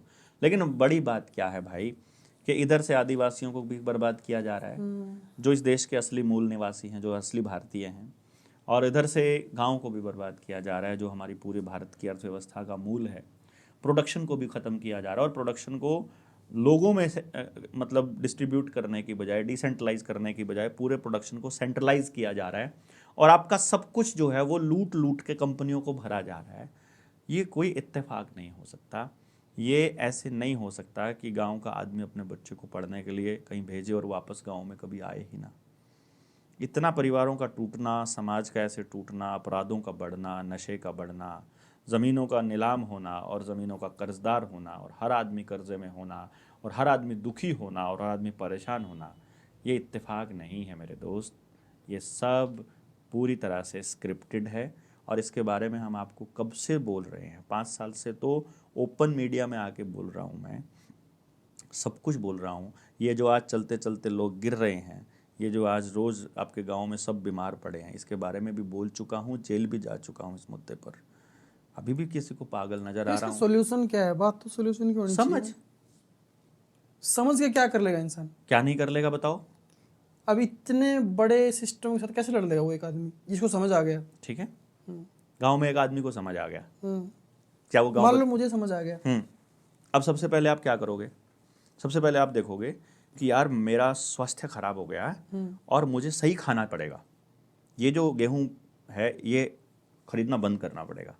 तो मोटा अनाज है नहीं है, मोटा अनाज नहीं है तो फिर किसान को बोलना पड़ेगा भाई, क्योंकि किसान उगाएगा अगर हमारे पास जमीन नहीं है तो। जिसके पास है वो अपने खेत में उगा लेगा, जिसके पास नहीं है वो किसान को बोलेगा। किसान बोलेगा इसमें प्रॉफिट नहीं है। आप बोलोगे जितना तुझे गेहूं में होता है मैं दे दूंगा। अकेला नहीं दे सकता, तेरे एकड़ बड़ी होती है उसमें अकेला नहीं दे सकता, फिर आपको एक आदमी ढूंढना पड़ेगा। आप आ गए मेरे पास, देवेंद्र भाई ऐसे ऐसे करके यार ये अनाज छोड़ना है। मैं बोलूँगा ना भाई मैं तो गेहूं ही खाऊंगा। फिर आपको तीसरे के पास जाना पड़ेगा, फिर चौथा के पास जाना, कोई ढूंढना पड़ेगा जो वही अनाज खाना चाहता हो। फिर ढूंढना पड़ेगा वो आपको खिलाने के लिए, वो बोलेगा चल ठीक है। तो ऐसा करके आप 10 लोग इकट्ठे होकर एक किसान को पोषित कर सकते हो। जैसे फैमिली डॉक्टर होता है ऐसे फैमिली फार्मर बन गया। अब वो आपको प्योर सब्जी, प्योर सब कुछ खाने को दे रहा है। अब आपके गेहूं में, आपकी अनाज की थाली में अब ग्लाइफोसेट नहीं आ रहा है। ग्लाइफोसेट मालूम है ना? हमारी सोचने समझने की जो क्षमता है वो यहाँ से चलती है। पीनियल ग्लैंड, छोटा दिमाग जिसको माँ बोलती कागा, इसको पाइनियल ग्लैंड बोलती है, इसको थर्ड आई भी बोलते हैं, तीसरी आंख भी बोलते हैं आदमी की। ये सोच समझ की शक्ति देती है। इसको डायरेक्ट अटैक किया जाता है 5-6 चीज़ों से। पहली चीज़ है ऑर्डर। ऑर्डर मतलब सुगंध, गंध, सुगंध नहीं गंध। नेचुरल गंध अगर नहीं है तो वो सीधी यहाँ अटैक करती है। जैसे शुगर मिल की गंध नेचुरल नहीं है, केमिकल की है। जैसे डिओड्रेंट की सुगंध, गंध, सुगंध नहीं गंध, पाउडर की गंध, साबुन की गंध, शैम्पू की गंध, पेट्रोल डीजल की गंध, इसके केमिकल से धुआं निकलता है इसकी गंध, केरोसिन ऑयल की गंध, जो केमिकल की कोई भी गंध है, या वो जो मच्छर जलाने वाली वो होती है उसमें से जो निकलती है गंध, जो भी चीज़ वो है वो सीधा पिनियल ग्लैंड को मारती है, डाउन मारती है। ठीक है, सोचने समझने की क्षमता डाउन करती है। तो अब आपको पता चल गया, अब आपको इन चीज़ों का इस्तेमाल नहीं करना। पता लग गया ना? समझ, इसलिए ना समझ बोल रहा, पता कि सोचने समझने की ताकत यहां से चलती है। तो आपके घर में कोई भी ऐसी चीज नहीं होनी चाहिए जो केमिकल से चलती हो। पता लग गया? नंबर 2, दूसरा अटैक जो स्पिनियल ग्लैंड पे होता है वो फ्लोराइड से होता है। तो तो आपका जो टैप वाटर है, जो पानी दिया जाता है, उसमें फ्लोराइड मिला करके देते हैं ये लोग। सुबह सुबह आप जाके देखो, पानी की टंकी में कोई काम करने वाला दोस्त हो, उसको बोलो कि तुमको कोई पाउडर दिया जाता है क्या, उसमें क्या होता है पूछना जरा, नहीं है तो केमिकल लैब के लिए भेज दो। आपके पास तो लैब भी नहीं होती भाई साहब, टेस्ट करने के लिए लैब भी नहीं के पास है कि क्या क्या दे रहे हैं वो आपको। तो आपको फ्लोराइड दे दिया। अब पता लग गया कि फ्लोराइड से पीनियल ग्लैंड पे नुकसान होता है, तो इसका क्या इलाज है, पानी को उबाल करके पियो। और केटल में नहीं उबालना, बिजली की तार में नहीं उबालना, मतलब लोहे के पतीले में उबालोगे तो ज्यादा बढ़िया रहेगा, स्टील वाले में भी नहीं, लोहे के पतीले में उबाल दिया, ठीक है। ये तो होगी खाने पीने की बात। तो अभी यहीं से आ रहा है ना, यहीं से समझ आ रही है ना। अभी ग्लाइफोसेट आपको नहीं, ग्लाइफोसेट किस में होता है, यूरिया, पेस्टिसाइड, डीएपी, इसके अंदर ग्लाइफोसेट होता है, वो भी अटैक करता है। चौथी चीज जो अटैक करती है, वाईफाई करती है। तो अपने फोन को, जैसे मेरे पास एक बैग है जो एंटी रेडिएशन बैग है, मैं बॉडी को टच नहीं करता अपने फोन को। और फोन रेडिएशंस को बंद करके रखो, डाटा को बंद करके रखो, जब सो रहे हो तो घर में बंद करके रखो। मालूम पड़ गया। पांचवी चीज एल्यूमिनियम, एल्यूमिनियम का कोई भी बर्तन आपके पास नहीं होना चाहिए। रोटी रैप करने के लिए एल्यूमिनियम फॉयल नहीं यूज़ करनी, गर्म करने के लिए एल्यूमिनियम का पतीला नहीं यूज़ करना, एल्यूमिनियम की बाल्टी घर में नहीं यूज़ करनी। छठी चीज़ नैनो प्लास्टिक, फैलेट्स जिसको बोलते हैं, उसमें होता है नैनो प्लास्टिक में। प्लास्टिक की कोई भी चीज़ या पैकिंग की कोई भी आइटम, उसमें नैनो प्लास्टिक है, वो भी आपके सीधा सीधा अटैक ये तो करती है। बिल्कुल डाउन चलेगा, मोटा मोटा बताओ। अभी मोटा मोटा देखो, अब जब आप बचना चाह रहे हो, अब आपको पता चल जाए शरीर कैसे काम करता है, पता चल जाए खाना क्या है, पता चल जाए हेल्दी कैसे रहना। अब मेरे को 29 साल हो गए, मैंने कोई टेबलेट नहीं ली, मैं कभी मतलब एलोपैथी की कोई ड्रग्स नहीं लेता। मैंने आज तक 2 ड्रग्स लिए एलोपैथी की। एक भीड़ लड़की थी और मुझे भाषण देना था, एलर्जी ना हो इसलिए सिट्राजिन खाई थी एक दिन, और एक दिन पथरी का दर्द हो गया था। तो मुझे तब तक नहीं मालूम था कि होम्योपैथी में एक दवाई आती है, नाम भूल गया उसका, मैं उसका नाम भूल गया, जो अचानक पथरी के दर्द को भी खत्म कर देती है। क्या रखा अगर मुझे पता होता अगर मुझे पता होता, अभी मेरे को था, दिमाग में था जब बोलते बोलते, अभी दिमाग से गया। अगर मुझे मालूम होता तो मैं वो इंजेक्शन भी नहीं लगवाता दर्द वाला। दोबारा मैंने ना अल्ट्रासाउंड करवाया, ना मैंने पथरी का कोई किया, पानी दबा के पिया और वो निकल गई होगी, पता नहीं, आई डोंट नो, बहुत साल हो गए। 20 साल मेरी शादी को हो गए, मेरी पत्नी ने कभी आज तक एलोपैथी नहीं खाया, मेरे बेटे ने 12-13 साल से नहीं खाया, हमारे घर में आता ही नहीं कुछ भी। अब मेरे घर में फ्रिज है, ना कभी आज तक उसमें कोल्ड ड्रिंक रखी गई, ना कभी उसमें पानी रखा गया, ना उसमें कभी सब्जी रखी गई जाई। मतलब हम लोग क्या करते हैं, हफ्ते वाले दिन चाहे हमें कितनी दूर जाना पड़े, जिस खेत में बिना केमिकल की सब्जी हो रही है वो लेके आते हैं, बिना फ्रिज के रख दो। अगर वो केमिकल वाली सब्जी होगी सुबह तक ऐसे ख़त्म हुई मिलेगी, और केमिकल वाली होगी तो बिना केमिकल की होगी ऐसे मिलेगी, एक हफ्ते तक खराब ही नहीं होती, ठीक है। दूध, 40 से कम उम्र के लोग हो तो दूध पी सकते हो, 40 के बाद दूध छोड़ना पड़ेगा आपको। दूध के प्रोडक्ट कोई भी है, दूध का कोई भी प्रोडक्ट है, चाय है, दूध है, मवा है, कुछ भी। हाँ, फिजिकल काम करते हो चाहे 70 साल के हो, फिर भी खाओ दबा के, फिर कोई दिक्कत नहीं है। फिजिकल काम अगर छोड़ दिया तब की बात है। शरीर का स्ट्रक्चर समझ आ गया तो मालूम पड़ गया क्या खाना है क्या नहीं खाना है। बीमार नहीं पड़ोगे तो आधे तो ठीक वैसे ही रहोगे। फिर स्टडी करना, आपको टाइम ही नहीं दिया जाता कि आप पढ़ पाओ थोड़ा बहुत भी नई चीज़ों को, किसी तरह से समझो। अब मैंने इतनी सारी बातें बोल दी, सर्च करो ना, खाने की आइटम है, आपको नमकीन दी जाती है, कौन सा तेल इस्तेमाल होता है मालूम ही नहीं है, कॉटन सीड ऑयल। कॉटन कैसी है भारत में, बीटी कॉटन। बीटी कॉटन क्या है, जेनेटिकली मॉडिफाइड। जेनेटिकली मॉडिफाइड के ऊपर ब्राजील ने 2020 में रिपोर्ट जारी की थी कि जो भी आदमी या जीव जेनेटिकली मॉडिफाइड आइटम खा रहा है, या वो या उसकी संतान नपुंसक या बांझ होगी। तो जो खा रहे हो, जो अपने मेहमानों को परोस रहे हो, वो सारा का सारा जेनेटिकली मॉडिफाइड आइटम है। कौन से टमाटर में मछली का जीन है, कौन से खीरे में कौन सी चीज है, मालूम नहीं है ना, तो खा रहे हो और खिला रहे हो, अपने परिवारों को बर्बाद कर रहे हो। समझ ही समाधान है, पता लग गया कौन सी चीज बढ़िया है, कौन सी चीज खानी है, कौन सी नहीं खानी है, कहां जाना है, कहां नहीं जाना है, काम कौन सा करना है, हो गया समाधान। उसके लिए लोगों को जगाओ और आसपास गांव को पूरा माहौल तैयार कर लो। इसी के लिए तो लगे हैं। 8 जुलाई को अपनी किताब का विमोचन कर रहा हूं मैं, जिसके अंदर पूरा सोल्यूशन होगा। एजुकेशन के जरिए बच्चों का, मतलब एजुकेशन के जरिए स्कूल में ही बच्चे को जीवन जीने की कला कैसे सिखानी है, 100% एम्प्लॉयमेंट वाला एजुकेशन सिस्टम गांव में कैसे बनाना है, और पूरे षड्यंत्र को कैसे पर्दाफाश करना है, उसकी शुरुआत यहीं से करूंगा, अपने गांव फफड़ाना से। यहीं फफड़ाना से, अपने यहाँ से असंध से 6 किलोमीटर दूर है। यहीं अभी अगले हफ्ते से, अभी कटाई का दौर चल रहा है, और अगले हफ्ते से गांव में परमानेंट आ रहा हूँ। परमानेंट गांव के अंदर मिशन शुरू करूंगा, एक एक घर को समझाऊंगा, नहीं समझ में आएगा लेकिन आए ना आए आई डोंट नो, लेकिन मैं अपना काम पूरा करूंगा और पूरी किताब का विमोचन अपने गांव से करूंगा। गांव बच गया तो भारत बच जाएगा। और समझ ही समाधान है। समझ में आने के बाद ना बस समझाना है आपको और लोगों को। किसी को आज समझ आएगा, किसी को नहीं आएगा। जो बरगद का पेड़ आपने कभी देखा हो, जो पीपल का पेड़ देखा हो, कोई 100 साल पुराना, कोई 200 साल पुराना, जब कभी वो अपने बाल्यावस्था में होगा या जब कभी वो उगने वाली अवस्था में होगा तो बीज रूप में तो वो इतना सा ही होगा ना। वैसे ही अपना विचार है आज के टाइम पे कि भारत को बचाना है। वो जो बीज रूप में विचार है, इसको पोषण जब मिल जाएगा, समाज को समझ आ जाएगा कि पंचायती व्यवस्था में अगर आप न्यायिक प्रणाली चालू करते हो तो सुबह कोई बात हुई, शाम तक समाधान हो जाएगा। लेकिन अगर पुलिस व्यवस्था में जाओगे तो पुलिस को दोनों पार्टियां पैसे देने पड़ेंगे, वकील को दोनों पार्टियों को पैसे देने पड़ेंगे और जज को भी पैसा खिलाना पड़ सकता है। होता है कि नहीं होता है? तो एक तरफ है पैसे वाले राज, दूसरा ये है अगर आप अपने बच्चे को स्कूल में ही पढ़ाओगे, अपने गांव के स्कूल में, और वही एजुकेशन सिस्टम आप अपने गांव में लागू कर दो, तो ना आपको बस का खर्चा करना पड़ता, ना आपका बच्चा ट्रैवल करेगा, ना दिन के 3 घंटे 4 घंटे ट्रैवलिंग में खराब होंगे और आपके बच्चे के पास खेलने का, खेत में काम करने का, घर में हाथ बटाने का खूब समय होगा और अपने टैलेंट के हिसाब से अपनी एजुकेशन सिस्टम को तैयार किया जा सकता है। अपने खेत, अपने गाँव को बचाने के लिए लड़ाई भी लड़ेगा क्योंकि उस गाँव ने उस बच्चे को तैयार किया है। हेल्थ के मामले में भी समझा दिया जाएगा हर माँ को कि तुमको अपने बच्चे को क्या खिलाना है, क्या नहीं खिलाना है, तो वो उसका बच्चा बीमार ही नहीं पड़ेगा। अगर आपको जीवन जीने का तरीका सलीका सिखा दिया जाए तो क्या फिर भी आप इस तरह की जिंदगी जियोगे जो आपको नुकसान करती हो, समाज को तोड़ती हो, अपराध बढ़ाती हो, नशा बढ़ाती हो? मैं समझ गया आपकी बात। सॉल्यूशन ये है कि आपको समझना पड़ेगा, बस पढ़ना पड़ेगा, सिंपल। आपको जानना पड़ेगा, बातें करनी पड़ेंगी। मेरे जैसे आदमी को पागल कहना बंद करना पड़ेगा। ये कहना पड़ेगा यार इसकी बातों में जो जो काम की बात है वो निकाल लो ना। क्या जरूरी थोड़ी ना है कि सब, ऐसा थोड़ी होता है कि 100 की 100 बात मैं पागलों वाली कर रहा हूं। कुछ तो काम की बात कर ही रहा हूंगा ना, कुछ तो काम की बात बोल रहा हूंगा। ऐसा थोड़ी हो सकता है कि सब कुछ बेकार की बात है। आपको हेल्दी रखने की बात कहना कहां से बेकार और पागलों वाली बात हो गई भाई? आपकी बात बिल्कुल ठीक है। तो इसलिए अपने गांव से शुरू करेंगे। 8 जुलाई को विमोचन है और यहां से देखिएगा, मेरी उम्मीद ये है कि पूरे भारत से लोग मेरे गांव में आएंगे। लोग गांव से जाकर शहरों में करते हैं। जुलाई में अभी शुरू करेंगे हम, पूरी आसपास के सब गांव में आएंगे, मैं भी आऊंगा, असम में भी आएंगे। बिल्कुल, आप सब लोगों को भी इनविटेशन है, बिल्कुल आइएगा। हमने बहुत सारी चर्चा करी आज, काफ़ी सारी चर्चा करी। पहले समस्या पर चर्चा करी, फिर समाधान पर बातें आई। अंत में एक छोटा सा जो शॉर्ट मैसेज क्या देना चाहोगे? सिर्फ शॉर्ट, कुछ शब्दों का।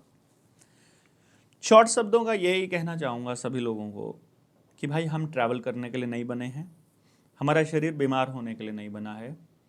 हमारा शरीर खुद को स्वस्थ रख सकता है। कोई भी बाहर का केमिकल उसको ठीक नहीं कर सकता। आपके शरीर को ही अपना डॉक्टर बनाओ, अपने भोजन को ही अपनी दवाई बनाओ, अपने गांव को अपना रेजिडेंस बनाओ। गांव बचेगा तो भारत बचेगा, क्योंकि गांव ही भारत है। ये थे हमारे साथ डॉक्टर देवेंद्र बल्हारा जी, जो एक ऐसे मिशन पर काम कर रहे हैं। शायद ही इस जो मिशन का जो एक मोटिव है किसी को पता हो, क्योंकि ये समझा रहे हैं लोगों को तंत्र कहाँ से चल रहा है, क्या सिस्टम कहाँ से मैनेज हो रहा है और आपको स्वस्थ कैसे रहना है, अपने शरीर को स्वस्थ कैसे रखना, अपनी फैमिली को कैसे बचाना है। तो बहुत कुछ इस पॉडकास्ट से आपने सीखा होगा। नहीं, हमारा मिशन बड़ा क्लियर है। सही बताऊँ, एक थोड़ी सी आप कंटिन्यू कर लेना, मैं आपको अपना मिशन बता देता हूँ। हमारा मिशन है बड़ा कमाल का, जो मैसेज में मैं बोल नहीं पाया, मैं आपको बता देता हूँ। हाँ, सीधी सी बात है। जल, जंगल, जमीन, जानवर और जन मतलब इंसान। जन, जल, जंगल, जमीन, जानवर, रोटी, बेटी, माटी, इसका सम्मान और अधिकार हमको हासिल करना है गाँव को। दूसरा, शिक्षा, स्वास्थ्य, न्याय, राजनीति, खेती और धर्म, यहां से पूंजीवाद और पैसा खत्म करना है। बस ये आपके बचने का रास्ता है। इसमें से पैसा उड़ा दो। पैसे के बिना शिक्षा कैसे हो, पैसे के बिना स्वास्थ्य कैसे हो, पैसे के बिना न्याय कैसे हो, पैसे के बिना राजनीति कैसे हो, पैसे के बिना धर्म और खेती कैसे हो। आप देखो फिर पैसे के बिना गांव कैसे चलेगा। ये व्यवस्था है गांव की, बेसिकली भारत की। बिल्कुल, मिशन बता दिया डॉक्टर साहब ने अपना। तो आप इस वीडियो को जी लगा के शेयर कर दो, ताकि और लोग भी ये जो इसमें बातें हुई हैं उनसे कुछ स्किल्स सीख सकें, कुछ समझ सकें। बहुत बहुत धन्यवाद आप। बहुत बहुत